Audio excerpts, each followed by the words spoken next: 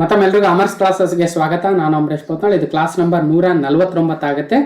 So ಈ ಒಂದು ವಿಡಿಯೋದಲ್ಲಿ ನಾವು ಮೇ 2022ರ 7ನೇ ಭಾಗದ ಪ್ರಮುಖ ಪ್ರಚಲಿತ ಘಟನೆಗಳನ್ನು ಡಿಸ್ಕಷನ್ ಮಾಡ್ತಾ ಹೋಗೋಣ. ಮುಂದಿನ ಎಲ್ಲ ಸ್ಪರ್ಧಾತ್ಮಕ ಪರೀಕ್ಷೆಗಳಿಗೂ ಅನುಕೂಲ ಆಗ್ತಕ್ಕಂಥ ಒಂದಷ್ಟು ಕರೆಂಟ್ ಅಫೇರ್ಸ್ ಆಗುತ್ತೆ. ಮೇ ತಿಂಗಳಲ್ಲಿ ಇದು 7ನೇ ಭಾಗವಾಗುತ್ತೆ. ಸೊ ಯಾರು ಹಿಂದಿನ ಭಾಗಗಳನ್ನು ನೋಡಿಲ್ವೋ ಅವರು ಹೋಗಿ ಅಮರ್ಸ್ ಕ್ಲಾಸಸ್ ಅಂತಕ್ಕಂಥ ಯೂಟ್ಯೂಬ್ ಚಾನಲಲ್ಲಿ ನೋಡ್ಬೋದು. ಓಕೆ, ಹಾಗಾದರೆ ಮೇ 2022 ಸೊ 7ನೇ ಭಾಗದ ಇಂಪಾರ್ಟೆಂಟ್ ಆಗಿರ್ತಕ್ಕಂಥ ಕರೆಂಟ್ ಅಫೇರ್ಸ್ ಆಗುತ್ತೆ. ಸೊ ಇದನ್ನು ನಾನು ಒಂದು ಕಿರು ಪರಿಚಯ ನಿಮ್ಗೆ ಗೊತ್ತಿದೆ ಆಲ್ರೆಡಿ. ಸೊ ಮುಂದೆ ಹೋಗೋಣ. ನೇರವಾಗಿ ಮೇ 2022ರ 7ನೇ ಭಾಗದ ಇಂಪಾರ್ಟೆಂಟ್ ಆಗಿರ್ತಕ್ಕಂಥ ಒಂದು ಕರೆಂಟ್ ಅಫೇರ್ಸ್ನ ಮೊದಲನೇ ಪ್ರಶ್ನೆ, ಕ್ವಶನ್ ನಂಬರ್ 1. ಓಕೆ, ಸೊ ಇಲ್ಲಿ ಈ ಪ್ರಶ್ನೆಯನ್ನ ಅರ್ಥ ಮಾಡ್ಕೊಳ್ಳೋಕೆ ಮುಂಚೆ ಒಂದಷ್ಟು ಇನ್ಫಾರ್ಮೇಶನ್ ಹೇಳ್ತೀನಿ ನೋಡಿ. ಕಳೆದ ಒಂದು 2-3 ದಿನಗಳಿಂದ ಸೊ ಇಂಟರ್ನೆಟ್ಟಲ್ಲಿ ನಮ್ಮ ಭಾರತೀಯರಲ್ಲಿ ಒಂದಷ್ಟು ಡಿಸ್ಕಷನ್ ಆಗ್ತಾ ಇದೆ. So whether you know that or not. So ನೋಡಿ, ಮೊದಲನೇದು ಏನಂದರೆ ಈ Booker prize. Okay, Booker prize.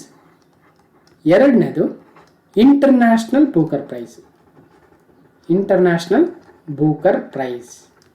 Okay, ಇವೆರಡು ನೆನ್ಪಿಡಿ, ಆಮೇಲೆ ಹೇಳ್ತೀನಿ ಯಾಕೆ ಅಂತ. ಒಂದು ಬೂಕರ್ ಪ್ರೈಸ್, ಇನ್ನೊಂದು ಇಂಟರ್ನ್ಯಾಷನಲ್ ಬೂಕರ್ ಪ್ರೈಸ್. ಸೊ ಏನಿದೆ ಪ್ರಶ್ನೆ ನೋಡೋಣ, ಆಮೇಲೆ ಅವೆರಡರ ಒಂದು ವ್ಯತ್ಯಾಸಕ್ಕೆ ಬರೋಣ.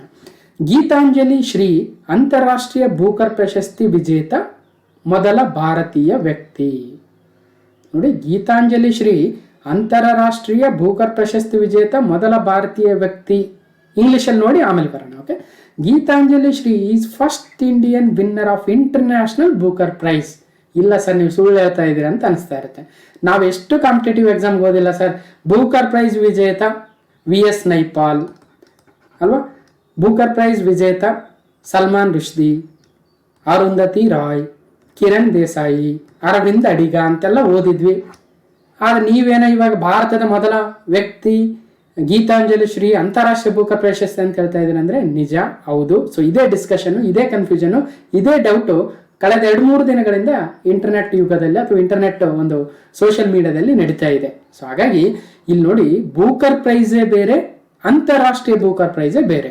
ಹಾಗಾಗಿ ಬೂಕರ್ ಪ್ರೈಸ್ ಅನ್ನ ಗೆದ್ದಿರ್ತಕ್ಕಂಥ ಭಾರತೀಯರು 5 ಜನ ಇದ್ದಾರೆ.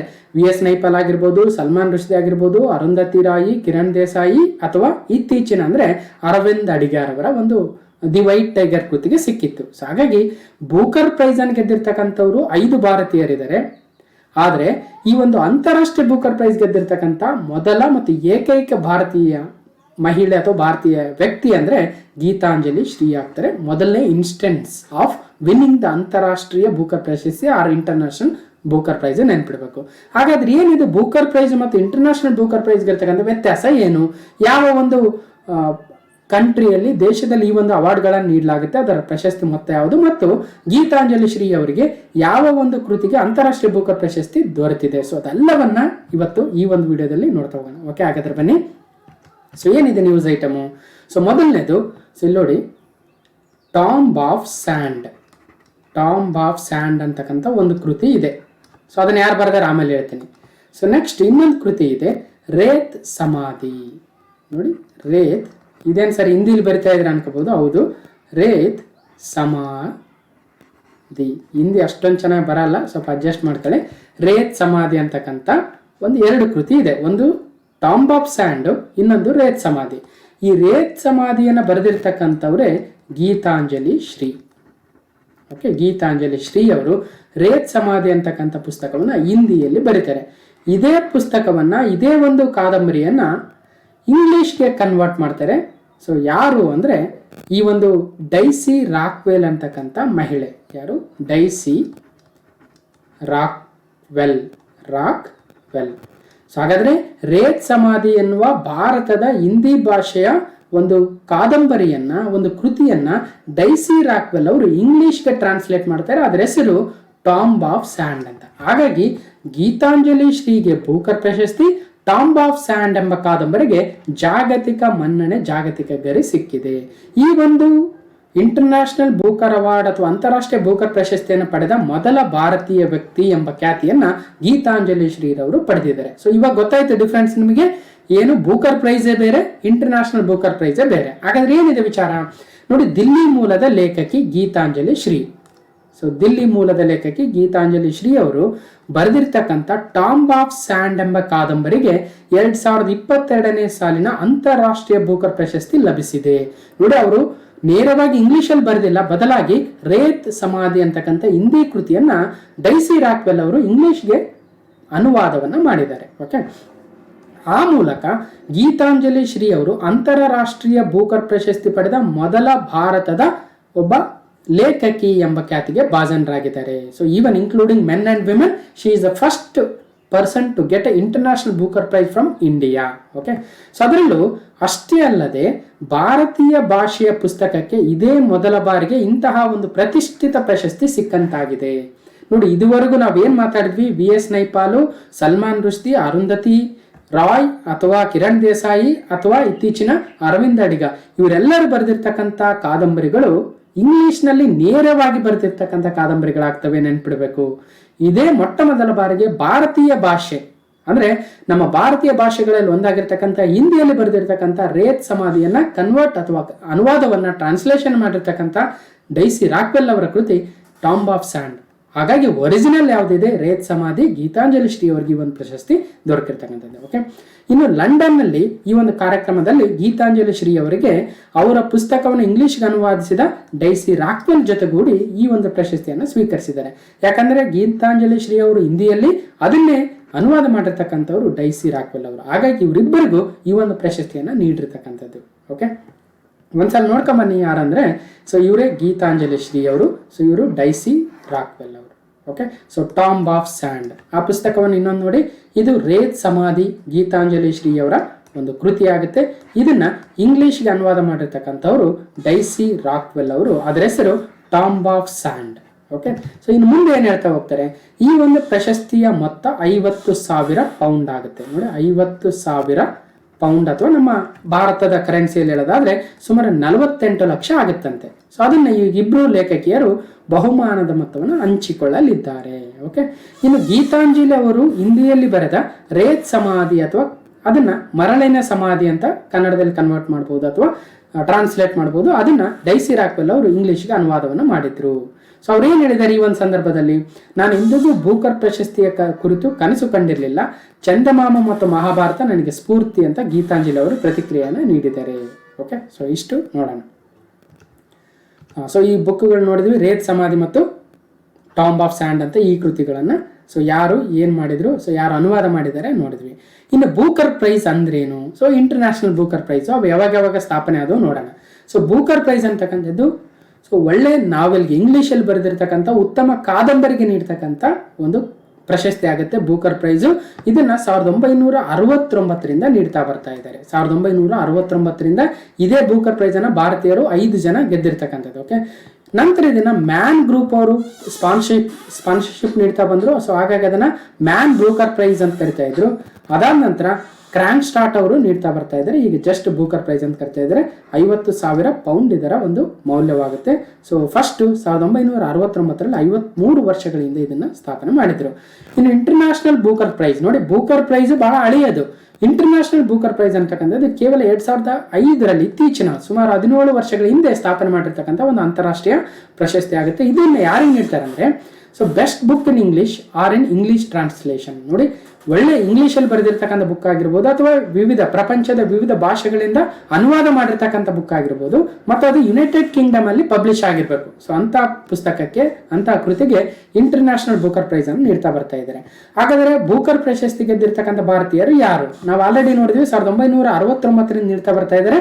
ಭಾರತದಿಂದ 5 ಜನ ಈ ಒಂದು ಬೂಕರ್ ಪ್ರೈಸ್ ಅನ್ನು ಗೆದ್ದಿದ್ದಾರೆ. ಸೊ ಇಂಗ್ಲಿಷಲ್ಲಿ ಬರೆದಿರಬೇಕು ಅಂತ ಕಾದಂಬರಿಗಳಿಗೆ ನೀಡ್ತಾರೆ. ಸೊ ಮೊದಲನೇದಾಗಿ 1971ರಲ್ಲಿ VS ನೈಪಾಲ್ ಅವರಿಗೆ ಇನ್ ಎ ಫ್ರೀ ಸ್ಟೇಟ್, ಯಾವುದು ಇನ್ ಎ ಫ್ರೀ ಸ್ಟೇಟ್ ಎಂಬ ಕೃತಿಗೆ, 1981ರಲ್ಲಿ ಮಿಡ್ ನೈಟ್ಸ್ ಚಿಲ್ಡ್ರನ್ ಎಂಬ ಕೃತಿಗೆ ಸಲ್ಮಾನ್ ರುಷ್ದಿ ಅವರಿಗೆ, ನೆಕ್ಸ್ಟ್ 1997ರಲ್ಲಿ the god of small things ನ ಅರುಂಧತಿ ರಾಯ್ ಅವರಿಗೆ. ನೋಡಿ, ಬಹಳಷ್ಟು ಒಂದು ಕಾಂಪಿಟೇಟಿವ್ ಎಕ್ಸಾಮ್ ಅಲ್ಲಿ ಕೇಳಿದರೆ ಗಾಡ್ ಆಫ್ ಸ್ಮಾಲ್ ಥಿಂಗ್ಸ್ ಯಾರ ಪುಸ್ತಕ ಅಂದ್ರೆ ಅದು ಅರುಂಧತಿ ರಾಯ್ ಅವರ ಕಾದಂಬರಿ ಆಗುತ್ತೆ.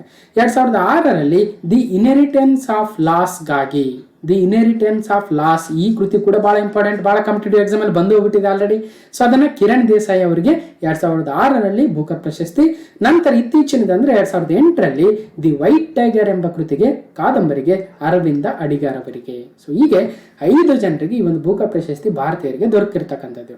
ಸೊ ಈಗ ಇಂಟರ್ನ್ಯಾಷನಲ್ ಬೂಕರ್ ಪ್ರಶಸ್ತಿ ಬರೋಣ. ಸೊ ಇದರಲ್ಲಿ ಗೀತಾಂಜಲಿ ಶ್ರೀ ಅವರು ಮೊಟ್ಟ ಮೊದಲನೆಯ ಭಾರತೀಯ ಒಬ್ಬ ವ್ಯಕ್ತಿ ಆಗ್ತಾರೆ. ಸೊ ಹಾಗಾಗಿ ಬೂಕರ್ ಪ್ರಶಸ್ತಿಯೇ ಬೇರೆ, ಈ ಇಂಟರ್ನ್ಯಾಷನಲ್ ಬೂಕರ್ ಪ್ರಶಸ್ತಿ ಬೇರೆ. ಇದರದ್ದು ಒಂದು ಮೌಲ್ಯ ಕೂಡ ಸೊ 50,000 ಪೌಂಡೇ ಸೇಮ್ ಇದೆ ಅಂತಕ್ಕಂಥದ್ದು. ಓಕೆ, ಹಾಗಾದ್ರೆ ಈ ಒಂದು ಪ್ರಶಸ್ತಿಗೆ ಯಾರಾದರೂ ರೆಕಮೆಂಡ್ ಆಗಿದ್ರಾ ಅಂದ್ರೆ ಸೊ ನಾಮಿನೇಟ್ ಕೂಡ ಆಗಿದ್ರು 6 ಜನ ಭಾರತೀಯರು. ಸಲ್ಮಾನ್ ರಿಶ್ತಿ ಅವರು, ಮಹಾಶ್ವೇತಾ ದೇವಿ, VS ನೈಪಾಲು, ರೋಹಿಂಟನ್ ಮಿಸ್ತ್ರಿ. 2013ರಲ್ಲಿ ನಮ್ಮ ಕನ್ನಡದ ಯುವರ್ ಅನಂತ್ ಮೂರ್ತಿ ಅವ್ರಿಗೂ ಸಹಿತ ಈ ಒಂದು ಅಂತಾರಾಷ್ಟ್ರೀಯ ಬೂಕರ್ ಪ್ರಶಸ್ತಿಗೆ ನಾಮಿನೇಟ್ ಆಗಿದ್ರು, ಬಟ್ ಕೊನೆ ಕ್ಷಣದಲ್ಲಿ ಪ್ರಶಸ್ತಿ ದೊರಕಲಿಲ್ಲ. 2015ರಲ್ಲಿ ಅಮಿತಾವ್ ಘೋಷ್ ಅವರು. ಹೀಗೆ ಸೊ ಈ ಒಂದು ಪ್ರಶಸ್ತಿಯನ್ನ ಇಂಟರ್ನ್ಯಾಷನಲ್ ಬೂಕರ್ ಪ್ರೈಸ್ ಅನ್ನ ಪಡೆದಿರ್ತಕ್ಕಂಥ ಮೊದಲ ವ್ಯಕ್ತಿ ಗೀತಾಂಜಲಿ ಶ್ರೀ ಆಗ್ತಾರೆ. ಬೂಕರ್ ಪ್ರೈಸ್ ಅನ್ನ 5 ಜನ ಪಡೆದಿದ್ದಾರೆ. ಸೊ ಹಾಗಾಗಿ ಏನೇನು ನೆನ್ಪಿಡ್ಬೇಕಂದ್ರೆ ರೇತ್ ಸಮಾಧಿ, ಟಾಂಬ್ ಆಫ್ ಸ್ಯಾಂಡ್, ಈ ಕಡೆ ಗೀತಾಂಜಲಿ ಶ್ರೀ, ಆ ಕಡೆ daisy Rockwell, international Booker prize. So ಇಷ್ಟು ವಿಚಾರಗಳನ್ನ ನೆನ್ಪಿಡ್ಬೇಕಾಗುತ್ತೆ. ಓಕೆ, ನೆಕ್ಸ್ಟ್ ಕ್ವಶನ್ ನಂಬರ್ 2 ನೋಡಿ. ಅಮೆರಿಕ ಭಾರತದ ಅತಿ ದೊಡ್ಡ ವ್ಯಾಪಾರ ಪಾಲುದಾರ ದೇಶವಾಗಿದೆ. ಯಾವುದು? ಅಮೆರಿಕ. ಓಕೆ, ಇನ್ನು ಚೀನಾ 2ನೇ ಸ್ಥಾನಕ್ಕೆ ಕುಸಿತವನ್ನು ಕಂಡಿದೆ. ಅಂದ್ರೇನು? ಭಾರತ ತನ್ನ ಟ್ರೇಡಿಂಗ್ ಪಾರ್ಟ್ನರ್ ಆಗಿ ಅತಿ ಹೆಚ್ಚಿನ ಟ್ರೇಡಿಂಗ್ ಅನ್ನ, ಅತಿ ಹೆಚ್ಚಿನ ವ್ಯಾಪಾರವನ್ನ ಅಮೆರಿಕದೊಂದಿಗೆ ಮಾಡಿದೆ ಅಂತಕ್ಕಂಥದ್ದು ಇದರಿಂದ ಗೊತ್ತಾಗುತ್ತೆ. ಚೀನಾದೊಂದಿಗೆ ಸೊ ತನ್ನ ವ್ಯಾಪಾರ ಏನ್ ಮಾಡ್ತಾ ಇತ್ತು ಅದನ್ನ ಸ್ವಲ್ಪ ಕಡಿಮೆ ಮಾಡ್ಕೊಂಡಿದೆ. ಸೊ ಆ ಗ್ಯಾಲ್ವನ್ ಕ್ಲಾಶ್ ಆಗಿರ್ಬೋದು, ಅಥವಾ ಅರುಣಾಚಲ್ ಪ್ರದೇಶದಲ್ಲಿ ಅದೇನ್ ಮಾಡ್ತಾ ಇದೆ ಚೀನಾ, ಅಥವಾ ನಮ್ಮ ಭಾರತದ ನೆರೆಹೊರೆಯ ದೇಶಗಳಿಗೆ ಚೀನಾ ಯಾವ ರೀತಿಯ ಒಂದು ಕುಮ್ಮಕ್ಕನ್ನು ನೀಡ್ತಾ ಇದೆ, ಇವೆಲ್ಲ ವಿಚಾರಗಳಿಂದಾಗಿ ಭಾರತ ಚೀನಾದೊಂದಿಗೆ ಒಂದು ವ್ಯಾಪಾರ ವಹಿವಾಟನ್ನು ಆದಷ್ಟು ಕಡಿಮೆ ಮಾಡಿಕೊಳ್ಳುವತ್ತ ಪ್ರಯತ್ನ ಮಾಡ್ತಾ ಇದೆ. ಜೊತೆಗೆ ಭಾರತದ ಸರ್ಕಾರ ಸೊ ಹಲವಾರು ಚೀನಾದ ಆ್ಯಪ್ಗಳನ್ನು ಸಹಿತ ಸೊ ಬ್ಯಾನ್ ಮಾಡಿದ್ದನ್ನು ಸಹಿತ ನಾವಿಲ್ಲಿ ನೆನಪಿಸ್ಕೊಳ್ಬಹುದು. ಹಾಗಾದ್ರೆ ಅಮೆರಿಕವು ಈಗ ಭಾರತದ ಅತಿ ದೊಡ್ಡ ವ್ಯಾಪಾರ ಪಾಲುದಾರ ದೇಶವಾಗಿ ಹೊರಹೊಮ್ಮಿದೆ. So US becomes India's biggest trading partner, surpasses China. ಹಾಗಾದ್ರೆ ಚೀನಾ ಮೊದಲನೇ ಸ್ಥಾನದಲ್ಲಿ ಇತ್ತು, ಅದನ್ನೀಗ ಅಮೆರಿಕ ಹಿಂದಕ್ಕೆ ಭಾರತದೊಂದಿಗೆ ಅತಿ ಹೆಚ್ಚಿನ ವಹಿವಾಟನ್ನು ಮಾಡಿರ್ತಕ್ಕಂಥ ದೇಶವಾಗಿದೆ. ಸೊ ಹಾಗಾದ್ರೆ ಏನಿದೆ ಡೀಟೇಲ್ಸ್ ನೋಡ್ತಾ ಹೋಗೋಣ. ಸೊ ಪ್ರಥಮ ಸ್ಥಾನಕ್ಕೆ ಅಮೆರಿಕ. ಭಾರತದ ಜೊತೆ ದ್ವಿಪಕ್ಷೀಯ ವ್ಯಾಪಾರ ವಹಿವಾಟು. ಭಾರತದ ಜೊತೆಗೆ ಅತಿ ಹೆಚ್ಚು ವ್ಯಾಪಾರ ನಡೆಸಿದ ದೇಶಗಳ ಸಾಲಿನಲ್ಲಿ 2021-22ರಲ್ಲಿ ಅಮೆರಿಕವು ಚೀನಾವನ್ನ ಹಿಂದಕ್ಕೆ ಮೊದಲ ಸ್ಥಾನಕ್ಕೆ ಬಂದಿದೆ. ಸೊ ನೋಡಿ, ಅಮೆರಿಕ ಈಗ ಚೀನಾವನ್ನ ಹಿಂದಕ್ಕೆ ಮೊದಲನೇ ಸ್ಥಾನಕ್ಕೆ ಬಂದಿದೆ. ಸೊ ಭಾರತ ಮತ್ತು ಅಮೆರಿಕ ಮಧ್ಯೆ ಆರ್ಥಿಕ ಒಪ್ಪಂದಗಳು ಬಲಗೊಳ್ತಾ ಇದ್ದಾವೆ ಎನ್ನುವುದನ್ನು ಇದು ಸೂಚಿಸುತ್ತದೆ ಎಂದು ಕೇಂದ್ರದ ವಾಣಿಜ್ಯ ಮತ್ತು ಕೈಗಾರಿಕಾ ಸಚಿವಾಲಯ ಹೇಳಿದೆ. 2021-22ರಲ್ಲಿ ಅಮೆರಿಕ ಮತ್ತು ಭಾರತದ ಮಧ್ಯೆ ಎಷ್ಟು ಒಂದು ವ್ಯಾಪಾರ ವಹಿವಾಟುಗಳು ಆಗಿದಾವೆ ಅಂದ್ರೆ ಸುಮಾರು 9.19 ಲಕ್ಷ ಕೋಟಿಗಳಷ್ಟು. ನೋಡಿ, 9.19 ಲಕ್ಷ ಕೋಟಿಗಳಷ್ಟು ಮೊತ್ತದ ದ್ವಿಪಕ್ಷೀಯ ವ್ಯಾಪಾರ ನಡೆದಿದೆ. ಇದೇ ಅವಧಿಯಲ್ಲಿ ಭಾರತ ಮತ್ತು ಚೀನಾ ದ್ವಿಪಕ್ಷೀಯ ವ್ಯಾಪಾರದ ಮೊತ್ತವು 8.88. ನೋಡಿ, ಇದು 9.19 ಆದರೆ ಸೊ ಅಮೆರಿಕಾದೊಂದಿಗೆ ಹೆಚ್ಚು, ಚೀನಾದೊಂದಿಗೆ ಕೇವಲ 8.18. ಹಾಗಾಗಿ ಅಮೆರಿಕಾದೊಂದಿಗೆ ಹೆಚ್ಚಿನ ವ್ಯಾಪಾರ ವಹಿವಾಟು ಟ್ರೇಡಿಂಗ್ ಆಗಿ ನಡೆದಿದೆ ಅಂತಕ್ಕಂಥದ್ದು. ಓಕೆ, ಸೊ ಇನ್ನು ಭಾರತವು ವಿಶ್ವಾಸಾರ್ಹ ವ್ಯಾಪಾರ ಪಾಲುದಾರಾಗಿ ಹೊರಹೊಮ್ಮುತ್ತಿದೆ. ಸೊ ಜಾಗತಿಕ ಕಂಪನಿಗಳು ಚೀನಾದ ಮೇಲಿನ ಅವಲಂಬನೆಯನ್ನ ಕಡಿಮೆ ಮಾಡಿಕೊಳ್ತಾ ಇದ್ದಾವೆ, ಭಾರತದಂತಹ ದೇಶಗಳ ಜೊತೆ ವ್ಯಾಪಾರಕ್ಕೆ ಮುಂದಾಗ್ತಾ ಇದ್ದಾವೆ ಅಂತ ಭಾರತದ ರಫ್ತುದಾರರ ಸಂಘಟನೆಗಳ ಒಕ್ಕೂಟದವರು ಹೇಳ್ತಾ ಇದ್ದಾರೆ. ಸೊ ನೋಡ್ಬೋದು ಏನಾಗ್ತಾ ಇದೆ, ಚೀನಾದೊಂದಿಗೆ ಅಲ್ಲಿ ಹೂಡಿಕೆಯನ್ನು ಮಾಡ್ತಕ್ಕಂಥ ಕಂಪನಿಗಳು ಇವತ್ತು ಭಾರತದ ಕಡೆ ಬರ್ತಾ ಇದ್ದಾವೆ ಅನ್ನೋದು ಇದರಿಂದ ಗೊತ್ತಾಗುತ್ತೆ. ಸೊ ಹಾಗಾಗಿ ಒಟ್ಟಾರೆಯಾಗಿ ಈ ಒಂದು ಯಾವ ಯಾವ ವಸ್ತುಗಳು ಹೆಚ್ಚಿನ ಪ್ರಮಾಣದಲ್ಲಿ ಆಮದಾಗ್ತಾ ಇದ್ದಾವೆ, ರಫ್ತಾಗ್ತಾ ಇದ್ದಾವೆ ಭಾರತ ಮತ್ತು ಅಮೆರಿಕದ ಮಧ್ಯೆ ಈ ವಹಿವಾಟಿನಲ್ಲಿ ಅಂದ್ರೆ ನೋಡಿ, ಪಾಲಿಶ್ ಆಗಿರ್ತಕ್ಕಂಥ ವಜ್ರ, ಔಷಧದ ಉತ್ಪನ್ನಗಳು, ಚಿನ್ನಾಭರಣ, ಪೆಟ್ರೋಲಿಯಂ ಇತ್ಯಾದಿ ಭಾರತದಿಂದ ಅಮೆರಿಕಕ್ಕೆ ಹೆಚ್ಚಿನ ಪ್ರಮಾಣದಲ್ಲಿ ರಫ್ತಾಗ್ತಾ ಇದ್ದಾವೆ. ಅದಕ್ಕೋಸ್ಕರ ನಮ್ಮ ಭಾರತದಲ್ಲಿ ಅತಿ ಹೆಚ್ಚಿನ ಒಂದು ಔಷಧೀಯ ಉತ್ಪನ್ನಗಳು ತಯಾರಾಗ್ತಾ ಇದ್ದಾವೆ ಅಲ್ವಾ. ಸೊ ಅವುಗಳನ್ನ ಮತ್ತು ಪಾಲಿಶ್ ಆಗಿರ್ತಕ್ಕಂಥ ವಜ್ರಗಳನ್ನ, ಚಿನ್ನಾಭರಣಗಳನ್ನ, ಪೆಟ್ರೋಲಿಯಂ ಉತ್ಪನ್ನಗಳನ್ನ ಭಾರತವು ಅಮೆರಿಕಕ್ಕೆ ರಫ್ತು ಮಾಡ್ತಾ ಇದೆ. ಹಾಗಾದ್ರೆ ಆಮದು ಯಾವ್ಯಾವ ಮಾಡ್ಕೊಳ್ತಾ ಇದೆ ನೋಡಿ, ಅಮೆರಿಕದಿಂದ ಭಾರತಕ್ಕೆ ಸೊ ಯಾವ್ಯಾವ ಬರ್ತಾ ಇದ್ದಾವೆ ನೋಡಿ, ಪೆಟ್ರೋಲಿಯಮ್ಮು, ಪಾಲಿಶ್ ಆಗದೇ ಇರ್ತಕ್ಕಂಥ ವಜ್ರ, ನೈಸರ್ಗಿಕ ಅನಿಲ, ಚಿನ್ನ, ಕಲ್ಲಿದ್ದಲು, ಬಾದಾಮಿ ಆಮದಾಗ್ತಾ ಇದ್ದಾವೆ ಅಂತ ಗೊತ್ತಾಗ್ತಾ ಇದೆ. ಸೊ ಒಟ್ಟಾರೆಯಾಗಿ ನೋಡೋದಾದ್ರೆ ಸೊ ಇಂದಿನ 2020-21 ಮತ್ತು 2019-20 ಸಾಲಿನಲ್ಲಿ ಸಹಿತನು ಚೀನಾವೇ ಭಾರತದ ಅತಿ ದೊಡ್ಡ ಟ್ರೇಡಿಂಗ್ ಪಾರ್ಟ್ನರ್ ಆಗಿತ್ತು. ಅಮೆರಿಕ 2ನೇ ಸ್ಥಾನದಲ್ಲಿತ್ತು. ಈಗ 2021-22 ಸಾಲಿಗೆ ಬಂದಾಗ ಭಾರತವು ಅಮೆರಿಕದೊಂದಿಗೆ ಸುಮಾರು 9.19 ಲಕ್ಷ ಕೋಟಿಗಳಷ್ಟು ವ್ಯಾಪಾರ ವಹಿವಾಟನ್ನು ಮಾಡಿದ್ರೆ ಚೀನಾದೊಂದಿಗೆ 8.88 ಲಕ್ಷ ಕೋಟಿಗಳಷ್ಟು ವ್ಯಾಪಾರ ಒಂದು ಟ್ರೇಡಿಂಗ್ ಅನ್ನ ಮಾಡಿದೆ. ಸೊ ಹಾಗಾಗಿ ಅತಿ ಹೆಚ್ಚಿನ ಒಂದು ಟ್ರೇಡಿಂಗ್ ಪಾರ್ಟ್ನರ್ ಯಾರು ಅಂದ್ರೆ ಅಮೆರಿಕ ದೇಶವಾಗುತ್ತೆ ಅನ್ನೋದು ನೆನಪಿಡಿ. ಓಕೆ, ಸೊ ನೆಕ್ಸ್ಟ್ ಹೋಗೋಣ. Question number 3 very important. So ಏನಿದೆ, ಇತ್ತೀಚಿನ ತಮ್ಮ ಮನ್ ಕಿ ಬಾತ್ ಅಲ್ಲಿ ಪ್ರಧಾನಿ ಮೋದಿ ಅವರು ಒಂದು ವಿಚಾರವನ್ನ ಮಾತಾಡಿದ್ದಾರೆ. ಸೊ ಅದು ಕಾಂಪಿಟೇಟಿವ್ ಎಕ್ಸಾಮ್ಗೆ ಬಹಳಷ್ಟು ಇಂಪಾರ್ಟೆಂಟ್ ಆಗಿರ್ತಕ್ಕಂಥ ಮಾತಾಗುತ್ತೆ. ಸೊ ಏನಿದೆ, 100ಕ್ಕೆ ಏರಿದ ಭಾರತದ ಯೂನಿಕಾರ್ನ್ಗಳ ಸಂಖ್ಯೆ. ಸೊ ನೋಡಿ, ಯೂನಿಕಾರ್ನ್ ಏನ್ ಸದ ಯೂನಿಕಾರ್ನ್ ಅಂದ್ರೆ ಹೇಳ್ತೀನಿ ಏನಂತ. ಓಕೆ, ಸೊ ಯೂನಿಕಾರ್ನ್ಗಳ ಸಂಖ್ಯೆ ಭಾರತದಲ್ಲಿ 100ಕ್ಕೆ ಏರಿದೆ. ಓಕೆ, ಇನ್ನು 25 ಲಕ್ಷ ಕೋಟಿ ಮೌಲ್ಯದ ಭಾರತದ ಸ್ಟಾರ್ಟ್ಅಪ್ಗಳ ಸಂಖ್ಯೆ ಅಂತ ಹೇಳಿದ್ದಾರೆ. So Indian unicorn surge to 100 with over 25 lakh crore valuation PM Modi during Mann ki Baat. So ಇರಲಿ, ಸೊ ಈ ವಿಚಾರ ಹೇಳೋಣ. ಫಸ್ಟ್ ಯೂನಿಕಾರ್ನ್ ಅಂದ್ರೆ ಏನಂತ ಹೇಳ್ತೀನಿ. ಸೊ ನೋಡಿ, ಇಲ್ಲಿದೆಯಲ್ವಾ, ಇದು ಯೂನಿಕಾರ್ನ್. ಸೊ ಇದು ಒಂಥರ ಕುದುರೆ ತರ ಇದೆ ಅಲ್ವಾ. ಸೊ ಕುದುರೆ ತರನೇ ಇದೆ. ಸೊ ಒಂದೇನಂದ್ರೆ ಇಲ್ಲಿ ಒಂದು ಕೋಡ್ ಇರುತ್ತೆ ನೋಡಿ. ಸೊ ಮುಂದೆ ಒಂದು ದೊಡ್ಡದಾಗಿರ್ತಕ್ಕಂಥ ಕೋಡ್ ಅಥವಾ ಕೊಂಬು ಅಂತ ಏನಂತೀವಿ. ಸೊ ಇದು ಇದೆ. ಸೊ ಇದೊಂದು ಕಾಲ್ಪನಿಕ ಪ್ರಾಣಿ, ಇಂದಿನ ಒಂದು ಸಾಕಷ್ಟು ವರ್ಷಗಳಿಂದ ಬದುಕಿತ್ತು ಅಂತ ಹೇಳ್ತಾರೆ. ಸೊ ಇಂಥ ಒಂದು ಪ್ರಾಣಿನ ಯೂನಿಕಾರ್ನ್ ಅಂತೀವಿ. ಸೊ ಇಂಥ ಯೂನಿಕಾರ್ನ್ಗಳ ಸಂಖ್ಯೆ ಭಾರತದಲ್ಲಿ 100ಕ್ಕೆ ಏರಿದೆ. ಅಂದ್ರೆ ಇಂಥ ಒಂದು ಯೂನಿಕಾರ್ನ್ಗಳು ಭಾರತದಲ್ಲಿ 100 ಇದಾವಂತೆ. ಏನ್ ಸರ್ ಇವಾಗ ಹೇಳಿದ್ರಿ ಇದೊಂದು ಕಾಲ್ಪನಿಕ ಪ್ರಾಣಿ ಅಂತ, ಮತ್ತೆ 100 ಇದಾವಂತ ಹೇಳ್ತಾ ಇದ್ರಿ ಅಂತ ಗಾಬರಿ ಆಗ್ಬೇಡಿ. ಸೊ ಯೂನಿಕಾರ್ನ್ ಅಂದ್ರೆ ಒಂದು ಸ್ಟಾರ್ಟ್ಅಪ್ ಇರುತ್ತಲ್ವಾ, ಸ್ಟಾರ್ಟ್ಅಪ್ಗಳಲ್ಲಿ $1 ಬಿಲಿಯನ್ ವಹಿವಾಟು ಆಗಬೇಕು. ಎಷ್ಟು? $1 ಬಿಲಿಯನ್. ನೋಡಿ, $1 ಬಿಲಿಯನ್. $1 ಬಿಲಿಯನ್ ಅಲ್ವಾ. ಬಿಲಿಯನ್ ಅಂದ್ರೆ ಎಷ್ಟು? 100 ಕೋಟಿ. 100 ಕೋಟಿ. $1 ಅಂದ್ರೆ ಎಷ್ಟಿದೆ? ಸುಮಾರು 75 ರೂಪಾಯಿ ಇದೆ. ಹಾಗಾದ್ರೆ 75 × 100 ಅಂದ್ರೆ ಎಷ್ಟಾಯ್ತಪ್ಪ? ಸೊ 7500 ಕೋಟಿ. ನೋಡಿ, 1 ಬಿಲಿಯನ್ ಅಂದ್ರೆ 100 ಕೋಟಿ. $1 ಬಿಲಿಯನ್ ಅಂದ್ರೆ 100 ಕೋಟಿ ಡಾಲರ್. $1 ಎಷ್ಟಿದೆ? 75 ರೂಪಾಯಿ ಇದೆ. ಸೊ ಹಾಗಾಗಿ 100 ಕೋಟಿ ಇಂಟು 75 ರೂಪಾಯಿ ಮಾಡಿದ್ರೆ 7500 ಕೋಟಿ ಬಂತು. ಕರೆಕ್ಟ್ ಇದೆ ಅಲ್ವಾ ಲೆಕ್ಕ? ಇನ್ನೊಂದ್ಸಲ ಹೇಳ್ಬೇಕಾ? ಓಕೆ, ನೋಡೋಣ.